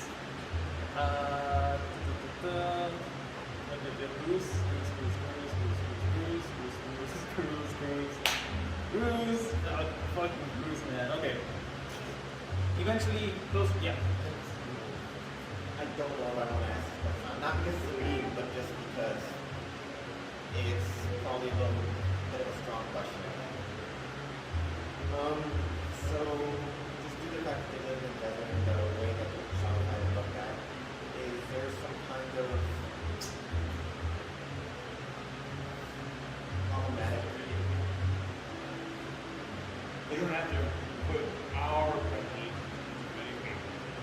Do you possibly believe there were some prejudices in which putting probably the more Mr. Brown? you know what I mean? Sure. The Japanese developers maybe did that on purpose. As far as the lore of Legend of Zelda, I had nothing to do with it. As far as the lore of Legend of Zelda is concerned, they always depict the Gerudo, aside from Ganondorf, as a tribe that always needed to survive. And they stole to survive. They didn't steal, they stole from, like, they treated them as Robin-Hoods, specifically one specific Gerudo. They stole from the rich to provide for themselves. They could not have male men, like, they were near damn incapable of giving birth to male men, except every 100 years, where somewhere along the line, most likely Bruce, he said, a male always has to rule. So whenever there was a male born, they were treated as the king. And once the king is gone, a matriarch takes over. But once a male is born again, the patriarch takes over. It's a constant cycle. It's about every 100 years. Along this time, what did I say? Oh yeah, along this time, two specific twins were born, maybe 500 years before the events of Ocarina of Time, called Ome and Kotake. They were really fucking good at magic. Really, really good at magic. And they just decided on themselves to become full matriarchs of the Gerudo, no matter if there was a male born into the Gerudo or not. They would essentially just groom the male into ruling the way that they would like the Gerudo to be ruled as. Yes.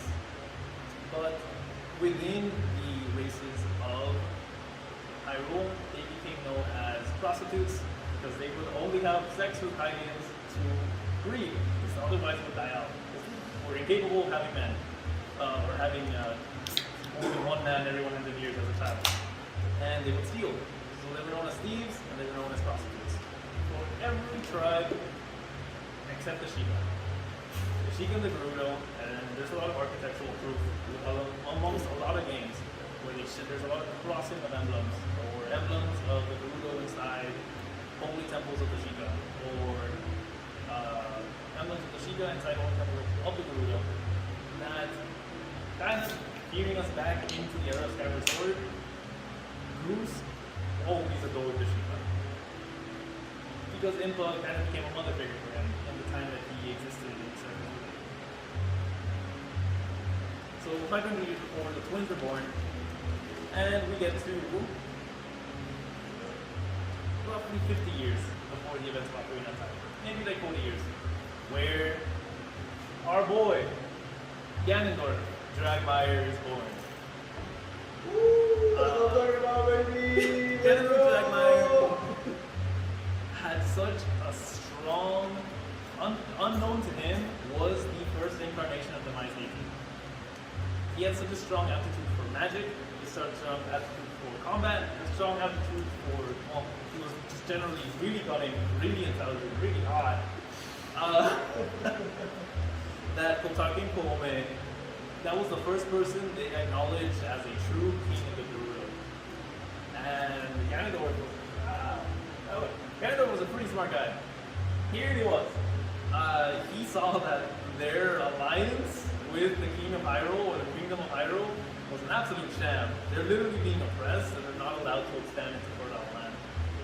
But Kotake and Koome advised, when he was young, strongly advised against interfering with, one, the clashes between the Gorons and the Zora, as that would result in the Kingdom of Hyrule sending the Hylian Knights in. The moment we start, they start. And that's not going to be good for us. Like, yeah, we're strong, but those Hylian Knights, man, they're kind of fucked. They got their juicing or something.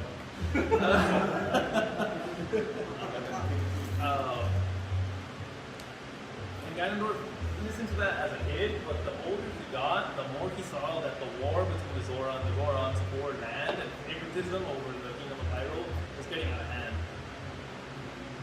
And that eventually got completely out of hand when a specific Sheikah, two Sheikah warriors, began to have a discussion. There was the Sheikah wizard Bongo Bongo and the great Sheikah warriors,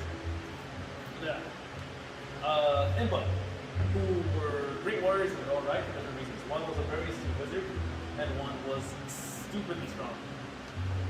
Just for sheer brawn. Hyrule never interfered with, go ahead. Is it the same Bongo Bongo as the One in the Shadow champion, the boss of the Temple of the Shadows? Yeah, the one in the Shadow Temple. It's the same one. Let's go to thinking. Yeah. Hyrule never interfered with the war between Gorons and Zora, because they just wanted fresh water and they wanted minerals. Bongo Bongo thought that was bullshit. Like, they were stuck as, they lived in an area very close to where the Gorons lived, in Kakariko Village. They were stuck in the middle of war. The Gerudo lived very close to the Zora River. They were also stuck in the middle of war. They were constantly living in a crossfire. Bongo Bongo had enough. He snapped, he said, fuck this. He took a couple of Shiga warriors and began to fight back against the Gorons and Zora just for being able to sustain their own village. It was at this deciding moment that the Gerudo decided to launch an invasion with Ganondorf at the head, sending in a shit ton of Iron Knuckles, where they made their way to Kakariko, and there they made an alliance with the Sheikah. The Gerudo-Sheikah alliance is something that's always existed in a way. This is the first time they had officially met again since Impa and Bruce first talked in Skyward Sword. Impa wasn't gonna take no fucking rebel scum as part of the Sheikah, and once the Gerudo actually set their full forces in, the Hylians obviously responded, and that was the beginning of the Hyrule Civil War. The only thing we know for sure is that once the Hylians came in, Zoras and the Goron quit their shit. They joined the Hylian alliance, and the Sheikah rebels, as well as the Gerudo, fought in an absolutely brutal war. It's described as the worst thing that's happened since the invasion of the demons. The first time, not even the second time. Fuck the second time. The second time was full of pussies. They didn't even need the Triforce for that. This is the bloodiest war in the history of the Legend of Zelda, the Hyrulean Civil War. And Zoras and the Gorons quit their shit. They joined the Hylian Knights, or the Hyrule Alliance, and they defeated the Gerudos, and they defeated the Sheikah rebels. Though the Sheikah rebels actually internally lost their leader when Impa. I should explain that Sheikahs are also basically just fucking ninjas. Impa captured Bongo Bongo and decapitated him and removed both of his arms and sent his body down in Kakariko Village. It's just a way of showing pure dominance, and this is what happens when you rebel against the royal family. And with the tale of a Hylian woman who, carrying her child to the Kokiri forest, begged the Deku Tree, to please take her child, as his father had just recently died in the Hyrulean War. Do we get the beginning events of the Ocarina of Time with the most tragic thing to ever exist in every single timeline, the hero of time. You thought his life fucking sucks. Oh my god. 9-year-old Link, born into, well, him thinking he was born in as a Kokiri. He was never told he was a Hylian. Begins to have dreams of Ganondorf coming in and wrecking shit. Not knowing who Ganondorf is. Ganondorf already at the loss of Hyrulean Civil War was already plot. He feigned submission. Hyrule won and expanded their territory.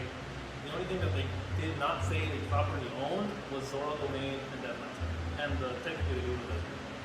Everything else they said, no, actually now this is ours. The river leading to Zora Domain, that's ours now. The road leading up to Goron Village, that's also ours now. Because y'all fucked up, and we won because of us. And Ganon was like, I hate this, but I'm going to start scheming a plan. And I just have to pretend for a couple of years to be their puppet, and I'm gonna get back at them. Because he had, through the Sheikahs, or at least through Bongo Bongo, learned about the Triforce. So he began to hatch a scheme that eventually led into him finding out that he needed the three gems that locked the Triforce beneath, behind the Temple of Time. You know, the Big Deku Tree, Lord Jabu Jabu technically, and the Runic, which was the Goron. The Gorons, Zoras, and the Great Deku Tree held the power to open up this game. He had been playing a pretty good boy. Ganon was pretending to be subservient to the King of Hyrule. And he was like, hey, can I please have the stones, please? And they all said no to him. He got really pissed off. So he cursed the Great Deku Tree, essentially killed him moments after we managed to talk with him. He infected Lord Zabutomi with a parasite, and he sealed off the food supply for the Gorons. Just infuriated. He's like, alright, fuck y'all. You're not gonna give me your shit, and I hope you all die. He just kind of passively kills them. Oh, sorry, not passively kills them. Passively hopes that he kills by ruining their lives. Let me tell you why this man's life sucks. 9 years old. Cute as a mug. He has been lied to his entire life that he is Kokiri, and he has never received a fairy. It's a very common thing that Kokiri received from the Great Deku Tree, considering that he is most likely also the progenitor of all fairies, but he's also the father of all Kokiri. Go ahead. You said that he's not a Kokiri? Is that what it is? Yeah. Link was born. Well, but we did those. These are the little hippie boys that we did take our hiding. They are hiding, right? but they are different cultures. But they are hiding. But it's still, he's not like he's not of the same race. Correct. They look like him. Because But he they is, are- but he's not yeah, one of them. Yeah, but they are at this point in time not aged past like 9, 10 years old. Oh, because of the deck. Yeah, so he's already 9 or 10 years old. He's slowly starting to grow some hair on his balls, and I think you already mentioned this, but Yeah. maybe I left it. But are these Kokiri related to the penguin like plant Kokiris? kiwis. Kiwis. No, because we have confirmation that the Kokiri were in fact Hylians, and the Kiwis were like this weird penguin life, that they have no relation. We have no idea what happened to the Kiwis. It's entirely possible that in Hyrulean expansion they also went extinct. So I don't know if you mentioned this before, but I didn't know this question. Is it ever explained more or like in the game around why everyone in that certain village specifically wears just green? I didn't hear you. Like why did Why do they wear green? Like is there like a lore or a reason behind it? It's just kind of like not explained. They just Well, wear it. they were green because it matches the symbol of nature. Camouflage.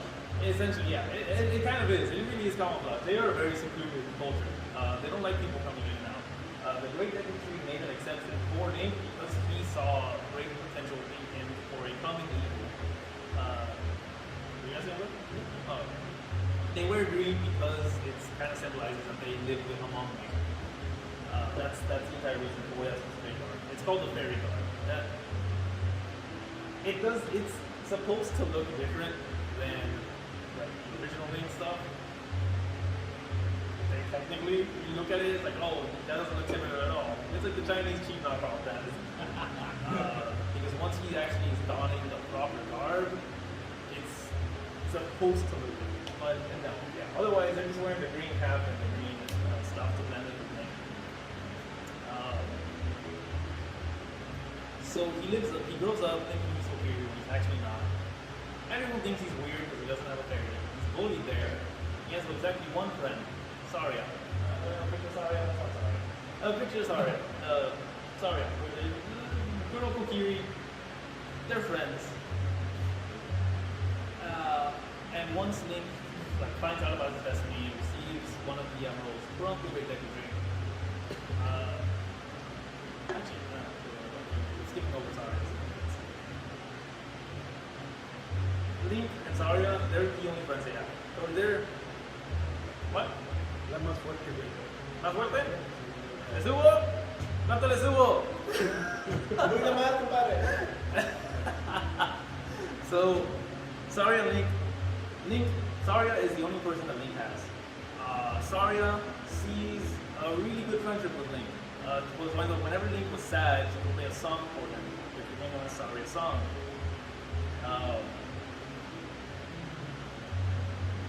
Actually, yeah, that's pretty much the most important part. Saria would play songs for Link whenever he was feeling sad, which is very often.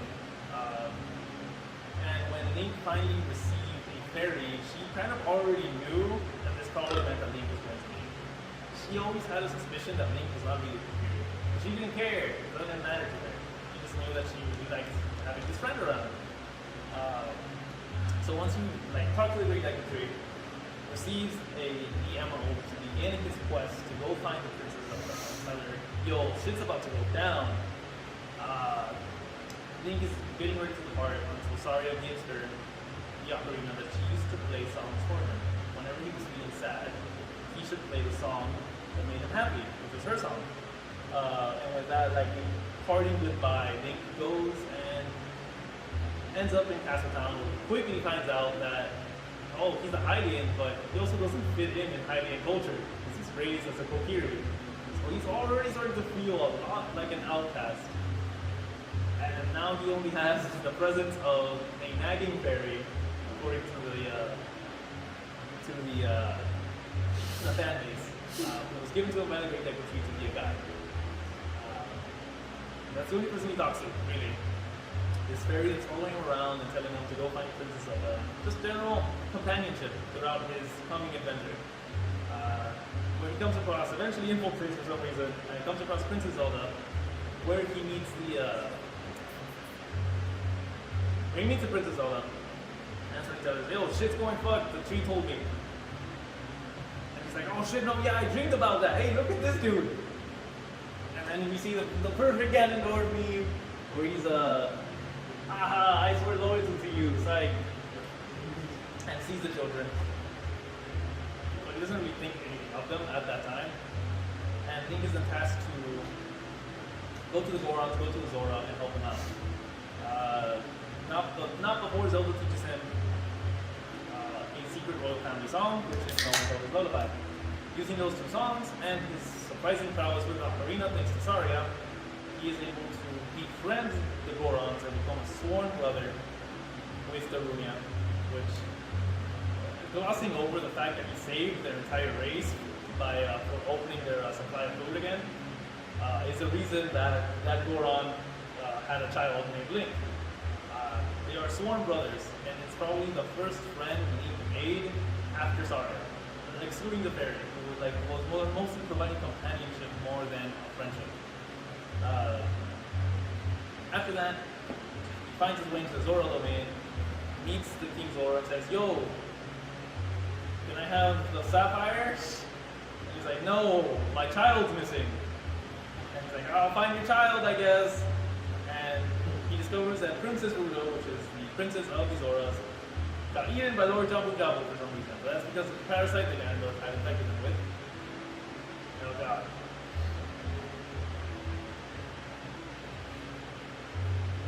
I lost track of time. Oh god.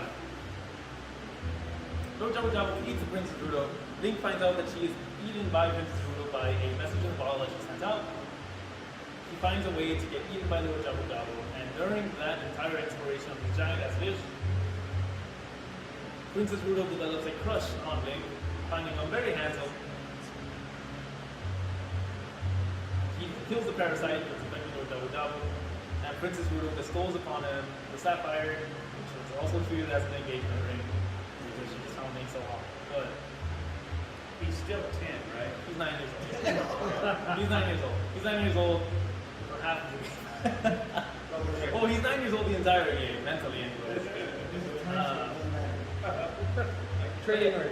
The way I would describe the relationship between Princess Rudo and this Link is something like Chi-Chi and Goku. Where Chi-Chi fell in love with Goku in that moment in time, fell in love with Goku's children. And those feelings never went past the crush, but the crush just persisted for a really goddamn long time. That's the relationship that Princess Rudo and Link have, essentially, at least at this moment in time. So he goes back. Does he ever get pussy? He could have. It's possible. That's what it's on the table. Pussy! I love pussy. He absolutely could have. So he delivers the 3 stones. Go ahead. Here, let's go ahead.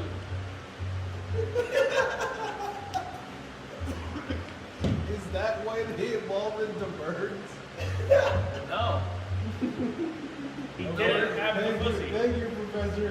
He doesn't fly. What do you think he evolved? He evolved where? Oh. he is going back to meet the Princess Zelda. It's like, yo, I got all 3 stones. But unfortunately, Ganondorf has been keeping a very close eye on this little squirt, who has, like, since the moment he got the Kokiri Emerald, Ganondorf was completely aware that I think this kid's about to do all my work for me. So, the moment that Link got all 3 of the crystals or the minerals, he staged a coup, killing the King of Hyrule, a lot of his royal guard, and a good amount of destruction of Castle Town. Go ahead. I guess this is really irrelevant. Yeah. But is that royal family still the bloodline of OG? Yes. Okay. OG Link? Yeah. Okay. OG Link and the Chosen Hero. Link the Chosen Hero. Yes. I just want to make sure. Yeah. Yeah, it is still the OG bloodline. Go ahead. I just want to see quickness for Yeah. So. Yeah. He like the motivation is there. And the only issue is that he is calm and collected now. Your question? Like there's a lot of reasons for the things that he did. The issue comes into play that he also doesn't know that he has like essentially the spirit of someone else inside him making decisions for him without him realizing, which is Demise's hatred, which comes more into play at the end of the game more than right now. Right now he's looking calm and collected because he is. All he really kind of wants is for his people a fertile land. So they're talking about how this Link, Ocarina of Time, Yeah. is obviously reincarnated of Link, Yeah. the hero. There you go. Does this Link also have a title or a name aside from just movie? The hero of time. Oh, the hero of time. He will get the title, the hero of time at the end of the game. That's what I was wondering about. Yeah. Go ahead. I'd like to make an addendum to Yep. the way I asked my previous question. Which previous question? The one about the bloodline of the royal family. Okay. I think I said the OG Link. I was thinking of the manga Link that was the hero that is the spirit taken on. Yeah. They're the bloodline of Skyward Sword, Oh well, yes. right? Link the chosen hero. Yeah. He's the chosen hero? Yeah. So What's Link the the hero manga? is the manga Link. Link the Oh, chosen he's hero. Link the hero. Is the Skyward Sword Sword. is Link the chosen. Yep. I was a little I get it. I He fucking get it, man. does not get that. He didn't. He never get banged. He never banged. No. Okay. Diaper. Okay, just a quick question on my end. All the links Yeah. have a title. All the links have a title. They're all They all- the hero of something, or they are. Yeah. Even when they don't have a title, they have a title. Like Okay, the okay. Four Swords Link is called the unknown hero of the Four Swords. I fucking guess. I mean, they don't know who the fuck it is. They don't It's know like, who the fuck it Hey, is. But he this was dude pretty- saved us. But he was Okay, pretty all right. cool. Hey, He's got a green hat. They had a green man. Yeah, there was four. Yeah, they had a green and blue. He had four hats. Black hat, gray hat, Red. red. I got it. I figured out the color. Gray. I was thinking red. Okay. Just the color of the elements. Yeah, they all have a monthly title. They all eventually receive a title throughout the game, which usually the fandom just reverses them. That's because. And even then, between Link the hero, Link the chosen hero, Link the hero of man, Link the hero of Hyrule, Link the new hero of Hyrule, which deliver all different people. And we'll get there.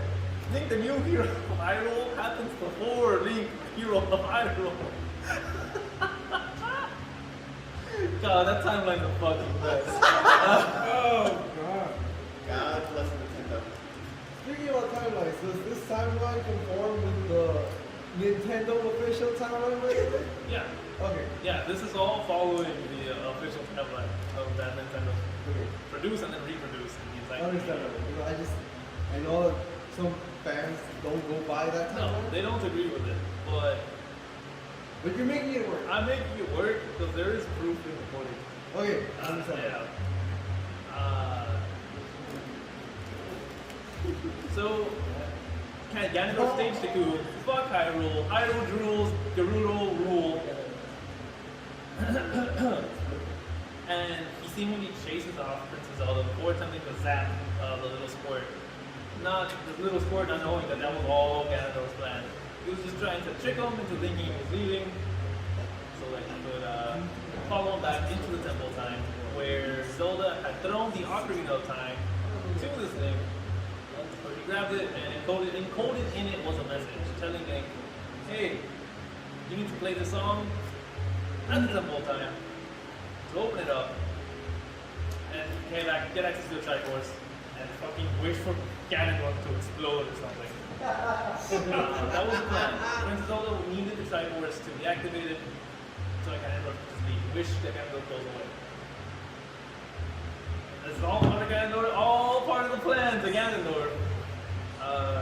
He follows Link into the Temple of Time, where the moment that Link grabs the pedestal, which I want to re-clarify, this is the first time the Master Sword will get pulled out since the chosen hero in Skyward Sword placed it down. Link, the hero of time to be, grabs the sword and attempts to pull it out, and the moment he does, he is sealed for 7 years. The Master Sword did acknowledge this Link as her master, but not at 9 years old. It was close, so we'll just age him up a little bit. And the moment that he unsheathed the sword, though, that also broke the seal that was placed during the Interloper War in the era of Chaos. Meaning that the Golden Triangle just kind of popped out again. And that's when Ganon came into play, and I was like, I found it. Got him. We got him, boys. So when you mean by when that Link grabbed the sword and was sealed, was he frozen and then for 7 years, and then after the 7 years passed, he unfroze, or did 7 years pass through him instantly? So, let's say that there was an observer in that room. They just decided to wait for 7 years. It looked like Link grabbed the sword and stood there in place for 7 years, and then grew up to be 16 years old, and then that's when he took out the sword. That's To an absorber. Internally, Link's spirit was sealed inside the Sacred Realm, where he grew up, and then Rauru undressed him and gave him the pose of the hero. Because Rauru had also sealed an essence of himself inside the seal he made. So now you mentioned that follow-up question. Yeah. Did he experience those 7 years? No, he did not. Or was he, for him, it was just, he pulled the sword and then he was just, he got there on his balls. He pulled the sword, he got hairy arms, hairy balls, and a dick. Or balls, rather, just straight up balls. He didn't have balls before. Yeah, he had a penis, but he didn't have balls before. It was nuts for him. Especially. Who the fuck sealed themselves and undressed him and stuff? What's up? Rauru, which was a sage way earlier before, during the Interloper War, where there were certain groups of individuals who attempted to take this Triforce using magic. He, after that shit, said never again, and sealed the Triforce and the realm that it lives in inside, not inside, but locked behind the idea of pulling out the Master Sword. Because he figured no one else would ever pull it again, because there's never been a need for it. Wow, so that was even before the re-emergence of the Demon Dragon. So Ganon caught him in 4K. He caught him in 4K. Ganondorf's plan was that this kid's gonna open the door, he's gonna give me access to the Sacred Realm, I kill the kid and I get the Triforce. It worked even more in his favor that the kid just kind of and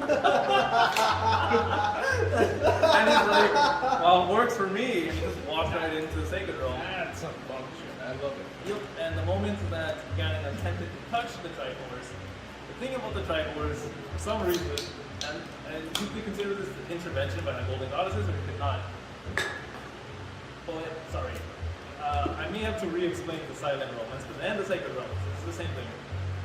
So, the Silent Realm and the Sacred Realm always portray, the ethereal realm essentially, of this universe, always portray what is in your heart's intentions. And during the test of Hylia, that would take place in the Silent Realm, the places always just kind of looked like Skydock, or like the Nehru province, or Elden province, or whatever, except that they had these warriors inside of it, pre-programmed warriors. Entering the Sacred Realm, Ganondorf had a twisted heart. So his version of what he saw was a Hyrule under his control. but he focused, essentially his spirit was too aligned with power and not aligned enough with the idea of prosperity and wisdom and grace, courage. So the moment that he made the wish, only the Triforce of power latched onto him and the other two split off apart, going into Link, the hero time of this, and the other one going into the then 9-year-old, 10-year-old Princess Zelda. That's the Triforce of wisdom. That is the also first official split of the Triforce ever since Skyward Sword Link put it back together. Actually, no, he found it all together. My bad. This is the first official split of the Triforce in Ocarina of Time. It splits a shit ton of more times afterwards. It's always a goddamn dumb bitch. Ugh, wisdom my ass. Oh, goddamn, that fucking kid up here. She has a high modifier. Oh. Yeah, high wisdom stat, low intelligence modifier. So Link reawakens as a 16-year-old, and he's told everything went to fucking shit, yo. Everything's gone. Everything's broken. You were sealed for 7 years. I'm sorry, I didn't mean for that to happen. You would have to fix it, unfortunately, because you actually did manage to pull out the Master Sword. You are clearly a chosen hero. So he sends him off on a quest where he has to free the temples of the evils that Ganon has plagued the entire world. What Link wouldn't know at that time is that he would have to witness the death of every single friendship that he had formed as a child as he's trying to save these temples. So he first heads out to the Kokiri Forest, the home that he naturally would think of. Like, well, I know where that temple is. That temple is in the Lost Woods, because I've gone to the Lost Woods a shit ton of times.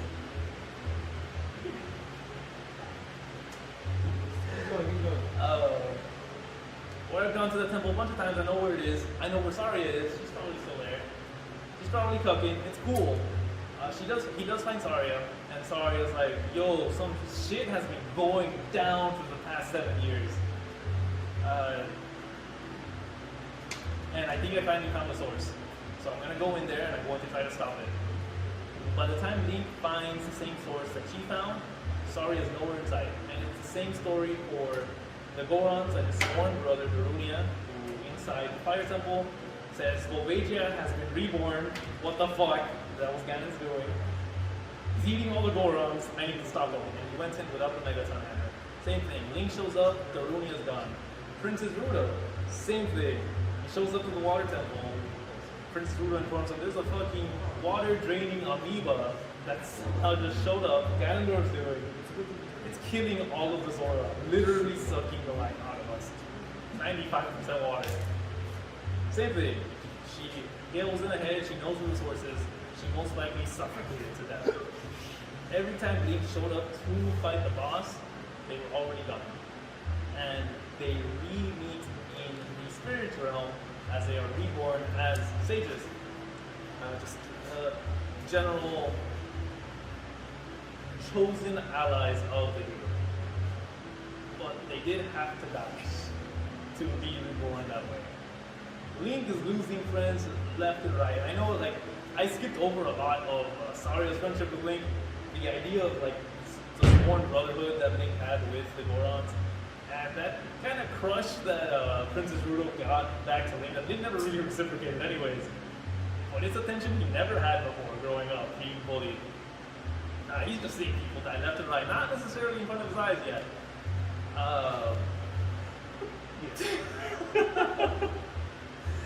So life kind of sucks, but he's slowly clearing out the evil and slowly shifting back into the Shadow Temple, where he's helping out people left and right. He's helping out Lone Lone Ranch, where he remembers that he met this girl at Hyrule Castle called Malone, and her father Talon. And, like, he kind of liked Malone, because she herself was also an outcast from the Highlands. She lived at this ranch, hella far away. She raised horses. Her dad was really strict. She never really, never really talked to other Highlands. So, kind of like him, an outcast to Highlands, she herself was also an outcast. And he kind of bonded with that, slightly. They fuck with me. Absolutely, go ahead. it's I'll get into that because I will explain it after the end of our period of time.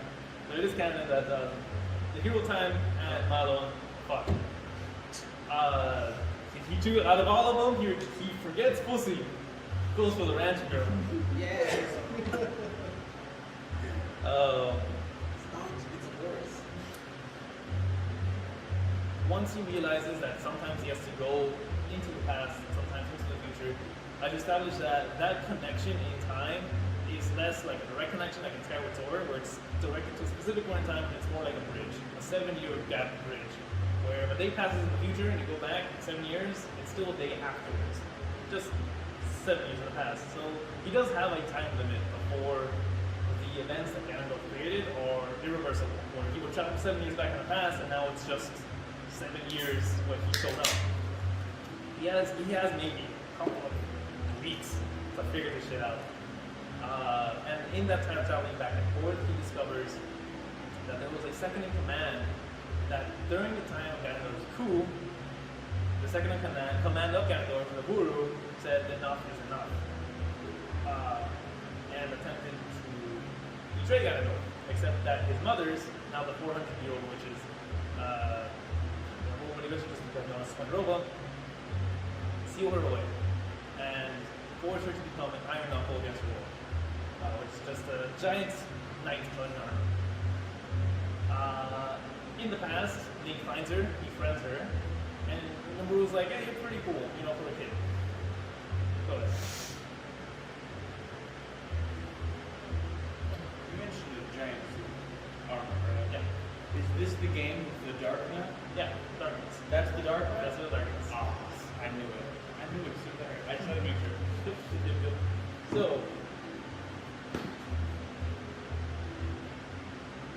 So Link made another friend in the past, a couple of days, like after realizing that shit's getting fucked in the future. He sees her get sealed away, goes to the future, attempts to save her, sees her die in front of his eyes. After freeing her from her actual seal, it's all going downhill for Link's thing. Everyone that he's meeting, he's seeing die. Every one of his childhood friends, he's seeing die. The only person he's really relying on is his companion Navi to like keep him sane. Because the only thing that he's burdened with is his apparent purpose to save Hyrule. But that man isn't really living a regular normal life. For a 9-year-old. For a fucking 9-year-old in a 16-year-old body. It reaches the point where he saves Hyrule a lot of other places. All the sages awaken, and he is finally going to go back to confront Ganon. So he heads back into Temple Time, where he's going to talk to Rauru about what does he do next. And there, Sheik has been going around. This is the game where Sheik's in. That who's also been aiding Link in the future, 7 years ahead of 16. And this is where the reveal that Sheik was actually Zelda the entire time occurs. Where he arrives and is like, I'm so glad that you cleared all the evil, because now we can get down to business. And she reveals herself to hold the Triforce of Wisdom, and reveals herself to be Princess Zelda. Goddamn dumb bitch should have realized Ganondorf was keeping a close eye on Link.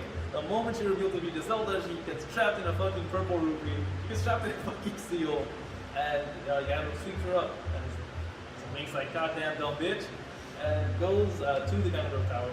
Climbs up the tower, fighting shit out of things, getting up to the fated battle and the creation of 3 timelines right at this time. One of them being where he arrives at the room, Ganondorf gives a speech of these powers are too great for you, return them back to me. And he really fucking kills Link. He really just sucker punches Link, kills him, gets the Triforce of Courage from his body, gets the Triforce of Wisdom from the Sealed Zelda, completes the Triforce, and in the last-ditch attempt, the sages seal Ganondorf in his full Triforce glory into the Sacred Realm, kind of like Rauru had done once before in the long past. That's one of the timelines. The other timeline, Link doesn't really that. He manages to dodge a blast from Ganon. They fight, Link prevails. Ganon, not wanting to give up, uses Triforce of Power to transform into actually Ganon. Ganon does not want to, but transforms into Ganon using the chemical power, and Link using various items and the skill set that he's acquired along the way manages to defeat Ganon. This is, they're all canon endings. This is what's both considered to be the true ending of Ocarina of Time, where you always follow the hero no matter what. At the end of the Ocarina of Time, we have to explain the ending of Ocarina of Time.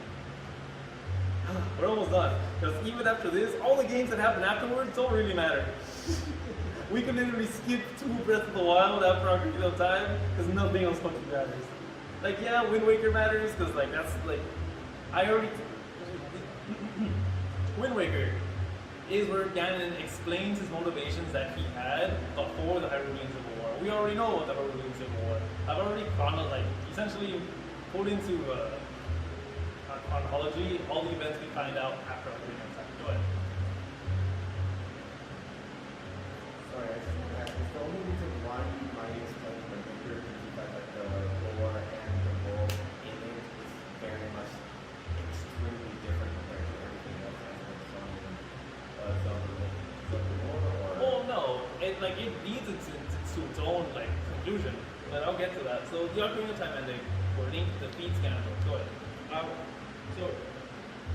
I didn't mean to interrupt, but on the topic of you said it was Ganondorf, the same Ganondorf from Ocarina of Time in Wind Waker? Yes, It's the same it's dude? the same one. Is it that far in the future, or is that just... It's a magic shenanigans. It's magic shenanigans? Okay, but at this point in time, is he the echo of hatred? Yeah. Ganondorf is the first He was known born as it? incarnation of Demise's malice. Okay. Yep. Yep. But so the ending of Ocarina of Time, where Zelda is an absolute dumb bitch. Once Link defeats Ganondorf, Zelda sees a broken child in a 16-year-old body, where he's lost fucking everything, and she honestly feels really bad about it. So using her own inner power as a sage of light, and using the Ocarina of Time, she sends Link back in time to a point before he ever grabbed the Master Sword, and after he attained the Kokiri Emerald from the Great Deku Tree, but before he had attained the Sapphire from the Zoras or the Ruby from the Gorons. And in the events of the timeline where Zelda sent him back, it appeared like the hero just disappeared, obviously more becoming a secret of the royal family that she sent him away. Out of pity, almost. Like, she just pitied him. Like, he was a broken kid. With now his purpose defeated. Like, he literally had nothing to live for anymore, essentially. So she wanted to return that child back to him. That's bitch. The moment that Zelda sent him back without the use of the Master Sword, she created a timeline split where the Master Sword, like, time gap wasn't a true loop. It was a bridge. So no matter what, the bridge always keeps going. It's just slanted. She sends him back without the use of the Master Sword, meaning that in her timeline, the Master Sword was still like taken out. Like essentially, when she sent him back, the Master Sword just got dropped and laid there. Link also had a Triforce of Courage in her timeline. The moment she sent him back in time, the Triforce was still completely unified inside the Sacred Realm, sealed with the Master Sword.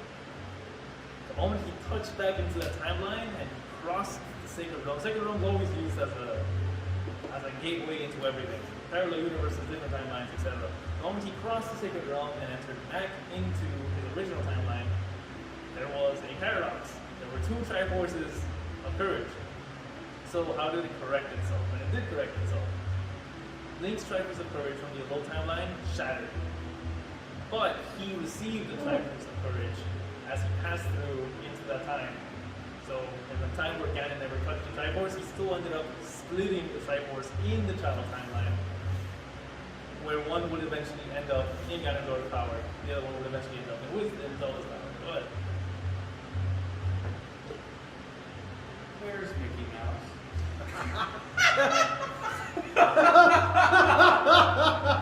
That's gotta be the merit. That's a nose pepper. That's a direct reference Oh to my PCP. God. That's, Oh God. That's a direct Ghost Clever. Ghost Clever. Oh, is it on video? Is it on? Did you say it was on stage? It is. I'm sorry, I fucked you up there. Shit. Sorry. Do another 1, 2, 3. My bad. I fucked you up there. You're the one just keep talking about it. I didn't realize how long the questions would actually sit. I have a question about this. Yes, here you go. So you said that when Zelda sent him back, Yeah. the way the Triforce corrected itself, or like the Sacred Realm corrected itself, correct the paradox, it basically, obviously you already mentioned that it shattered the Triforce Shattered the one- correction in the adult timeline. Yep. And in the rewinded timeline, in the reverted timeline, so he went back without it, or with an extra one, to correct itself. The Triforce Bestowed upon himself the type of gave him the type of purge, which means it had to split off, and the power would eventually find its way into Ganondorf still, and the type of wisdom would eventually find its way to the Princess. So it basically forced, it was a way around breaking that seal that was originally put to keep the Triforce in the. Yeah, even though it was all done on accident, because Princess Zelda's a dumbass bitch. Confirming that it cheated into it. It was a cheat around the seal. Yep. It was a cheat around the seal because he traveled through the Sacred Realm without the connection that made it safe. But Do you think when the Master Sword just fell, Zelda was like, oh, fucked up. absolutely, because not only did the Master Sword just Oh yeah, the Triforce literally shattered in front of her. Like the Triforce appeared shattered in front of her. It's like she like invisible pieces. Like she probably collected swept up the pieces. You're gonna eat it, right? Absolutely. You gotta get on the stage. She had to. I do actually have another question. Yeah. Hey, Chance, I want you to gag all the way through while you eat that. Oh, so you didn't ask the question. Yeah. Oh, You had like 30 seconds to get the question out. I mean, it's a short question. Okay. All right. Are you gonna bite it or are you But gonna the stem it? question. Eat it, then question. No. You have to eat a whole pepper. if you Oh, get yes, three you gotta tomatoes. stem it. Okay. Yeah. Okay. Like the idea is they want you to eat it and then ask the question. Okay. I love you, Chance. So, is this like a I use the Triforce to destroy the Triforce type of situation? no. Because she used the Triforce to send back, right? She used her powers as a sage of light, her innate power to use the Triforce of Wisdom to send her back as well. Okay. And then the power of the Ocarina of Time was also allowed and allowed some basic time travel. Yeah. That's all I needed But to know. yeah, eventually she found a way to help him where the only way to really help him was just to put that goddamn sword back. And he would have went back in time. I goddamn dumb bitch. I hate it. Stupid slut. Anyway. God damn, it's all her fault. Like she must have known immediately. There you go. It's hilarious. Boy's a good boy. So I was thinking, Yeah. you said that the questions are delaying you. Yeah. Just fucking keep going. No. You stop us and interrupt us when you want. But I think they're funny. Boy. Definitely. Yeah. Corey, honestly, Yeah. this is a really fucked up ARG still.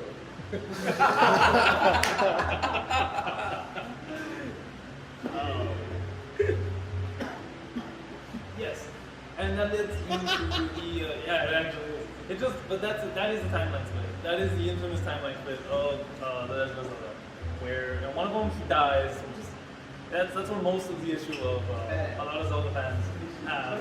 Is that it's such a fucking bullshit thing to say. Oh, and one of them Link just kind of dies. It is hyper specific that he specifically dies against Ganondorf, not against anyone else. Go ahead. There's not really a question, but more like a comment that it does make sense that he would die because the original Link the Hero does die. Yeah, Link the Hero does that. Like, Nintendo has framed it in such a way that it always makes sense. Or is it intentional or not? Who knows? But they have framed it in such a way that it's always like, oh yeah, it does kind of make sense, doesn't it? Huh? If you think about it. Because that's a way to go around the idea of the timeline. Which good for them. The timeline's stupid. But I love this stupidity. But yes, it does make sense. Link the hero dies, so eventually his like real true first incarnation, obviously Skyward Link. The hero time link is easily the actual truest incarnation of Link the hero. Does die.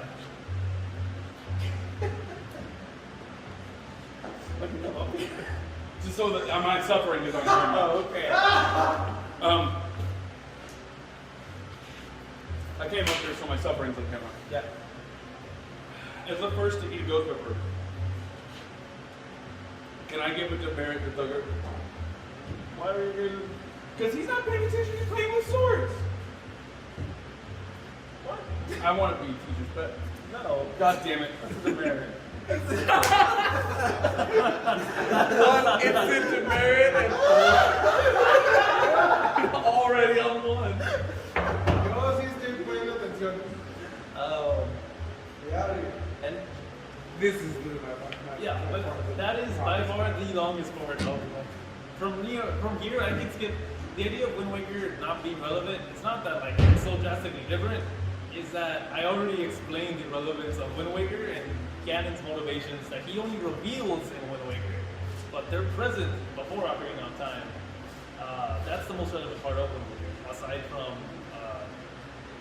after the fucking bullshit that Zelda did, she causes like an era of unstable peace in Hyrule because their hero disappeared and their Triforce is shattered, which leads into Ganon being able to come out and terrorize the land again. Go ahead. What is the Wind Waker? It's a wand.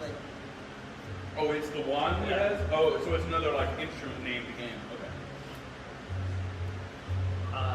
The only like major relevance of Wind Waker was the motivations that Ganon had. Otherwise, it just tells another tale of a complete reincarnation of Link the Hero inside another kid, who's, besides his chibi form, this is mostly just fun facts now. In Outside Island, they say that they receive that garb when they are the age of the hero. And everyone's been like, oh, so he's like 9 or 10, except that the age of the hero that they know about is 16. So even though he's super chibi, he's most likely like 15, 16, which is fucking weird. Go ahead. This is a really honest question. Does Nintendo, or is there an official reason to why I guess the Link the Hero is always considered or always named after Link? Like, is that just a really popular name? It's just or? a popular name. Okay. Just like Zelda. They explain the reason why princesses are named Zelda like 50 times, and it's always different. One time a king just decides, you know what? Every woman born into the royal family will be named Zelda. And sometimes it's just like every once in a while we think she's a Zelda with like blonde hair, we'll just name her Zelda. It always changes, but Link is probably just a really popular name, as also shows that the Goron was named Link. But yeah, the Wind Waker story just leads into the finding of New Hyrule. And that's where that story ends. They find New Hyrule and another Hyrule begins. In the child timeline, we get more tragedy happening, as now sent into the past, he has to prove that he isn't bullshitting. So he saves Princess Hyrule again, saves the Gorons again, becomes sworn brothers again, just to prove like, this is things that I know that I shouldn't know, but I do know because I'm from the future, man. He does that whole process just to prove that Ganondorf is full of shit. And Ganondorf, humiliated, goes back into the Hyrule, he severs himself from the Hyrulean Alliance, and plans another war for a couple of years. He militarizes his entire empire. He militarizes his entire people while Link is essentially in a journey of self-discovery. At the end of Ocarina of Time, Navi just fucking flies away like goddamn bitch. And that, like I said, that is the only companionship he had in the entire game. So the entire game is just losing all his friends. So she leaves, and Link just kind of repeats some things he already did, like, oh, he confronted Malone, he gets Epona, he asked Zelda for the Ocarina of Time, all this shit that he shouldn't know, but he's proving he does know, so that they trust him. And he goes on a soul search, which leads into Majora's Mask. Majora's Mask is confirmed to be a parallel universe that you can enter, but it is not actually found inside the world that the Kingdom of Hyrule is in, which is not the first time that happens either.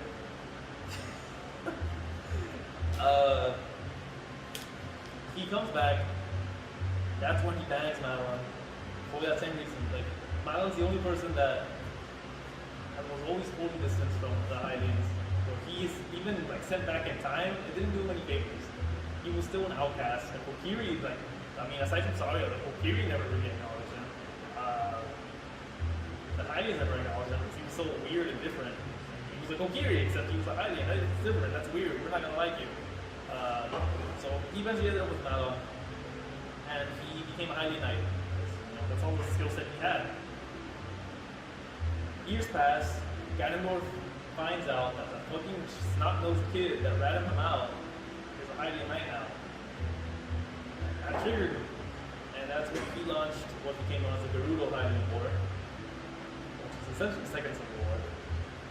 That launching the Gerudo Hylian War most likely led into two things that make Twilight Princess, that lead into Twilight Princess. Malon and Link most likely either conceived, she was either pregnant or she already had the child, and they repeated the same history of Link's mother without him knowing. That Link, obviously knowing that Saria will always be willing to help him in the Kokiri Forest, sends Malon on the way, knowing that Ganondorf is coming, with either carrying his child or his child already born. And that's where they would start Mordon Village, which eventually became part of Twilight Princess, like inside the Kokiri Forest, like as a favor from Saria. Link most likely immediately went to confront Ganondorf, kind of already knowing what he's up to. Except he was way in over his head this time, and didn't exactly have the Destiny plot armor that he had before. And it is most likely the case that Ganondorf managed to kill Link, but Link did manage to stop the war at the moment by severely damaging Ganondorf. And Ganondorf was captured and sentenced to execution, except the dumbass bitch Future Zelda, since sending Link back in time, at the moment of his execution, the Triforce of Power awakened in him, reviving him and managing to kill the Sage of Water, which the Sage of Water was the one who tried to execute him. But I might remind you, the Sage of Water originally was Princess Ruto, and in that timeline, he did save Princess Ruto again. It's entirely possible that it was Princess Ruto who wanted to execute Ganondorf for killing Link. And Link, full of regrets for his entire fucking life, literally never having anything, eventually became known as the Hero Shade, which passed down his techniques to his direct bloodline in Twilight Princess. The other timeline, when Link dies, starts a cycle of a hero's born, Ganon comes back, Ganon dies, hero kills the man. And it keeps going back and forth. So the thing you mentioned about the Link dying and passing on the training to his lineage, is that the whole like the skeletonized one? Yeah, that's a hero shade. Okay, that's good. That is confirmed to be the hero shade. The most tragic thing to ever exist. I passed over like any emotional relevance that would matter. But yeah. And the downfall timeline where Link dies just sets the precedent for an era where the Triforce is in shambles. Ganon constantly comes back, dies, comes back, dies, comes back, dies. And all of them, fucking million years later, apparently in some way or another, where we still have no confirmed placement of where Breath of the Wild should be, is where it starts. Where it's essentially just a soft reboot with its own history. Which, like, as I started going through the lecture, I may just do a revisit of Breath of the Wild. And I might end it here. Breath of the Wild is so ahead of the timeline. It's even like the Force era was fucking easily like 50,000 years from Skyward Sword to Ocarina of Time. Like, it was a crazy amount of time, and even more than that, just because of the evolution of the Zoras. Breath of the Wild is a million years or more after that. And Aonuma has deconfirmed the timeline convergence theory. That eventually so much time passes that all three just kind of became one. That's deconfirmed by Aonuma. It is at the end of a timeline. And it is most likely, in my opinion, at the end of the decline timeline, where Link dies. Where the cycle of Ganon coming back, dying, coming back, dying, coming back, dying, is a theme of Breath of the Wild. But it could also be the Child timeline. It really could. Just because it's the true ending of Ocarina of Time. It's the one that follows Link still. It's impossible for it to be just given the fact that it's not new title. Like the Koroks exist, which is another race, descendants of the Kokiri, but the Koroks could exist without Wind Waker. They're just they're just a blessing that the Great Decade Tree provided to the Kokiri. Great Flood doesn't have to happen for that blessing to be received. And I think Part 2 would happen with Breath of the Wild. I think I'd rather just wait for Breath of the Wild 2 than get into the history of Breath of the Wild right now. Because of it. But yeah, that is the Zelda timeline in a nutshell. With most of it just being Ocarina of Time. Fucking nuts. You have a question? No. Oh, That's that's it. Okay, if that's the end, I have 3 questions that I wrote down, like overarching ones. Yep. So first question is, does any incarnation of Link, the hero, ever realize he's a reincarnation? Never. Ever? Never. Never. Second question, is there a reason, is there ever a reason given why the goddesses never reveal themselves? There's never a reason for it, but mostly going off like the events of the games, they don't really care what happens. Like moral problems are moral problems, right? Wars, Kingdom Rising, Sequence falling down, it's not their problem. Their problem is the creation of their own divine artifact. And if someone wants to take it completely, they're not cool with that. And they send someone to intervene, like the dragons or the spirits. Otherwise, they really don't give a shit, because they let Ganon take control of one of the pieces. Or rather, they let him transform Hyrule into his own version. But that's also kind of the point of the Triforce. To mold the earth, however, someone sees fit. And my last question is, why don't some people agree with this official Nintendo timeline? It's entirely on the Link timeline. That's the major point. Yeah. So I might not be fully aware of what happens in these games, but I have an understanding that during Oracle of Ages and Seasons, the goddesses have human representations. Not confirmed. They do have. There are oracles that exist that have the same name as the goddesses, and they are used to power flames to try to revive Ganon. In one of these like games where Ganon is constantly either getting revived and then killed. But they don't seem to have. They could be incarnations like the goddess or like Zelda or the goddess Aya. But there is no supporting evidence of that. Okay, I understand. Yeah, that's it.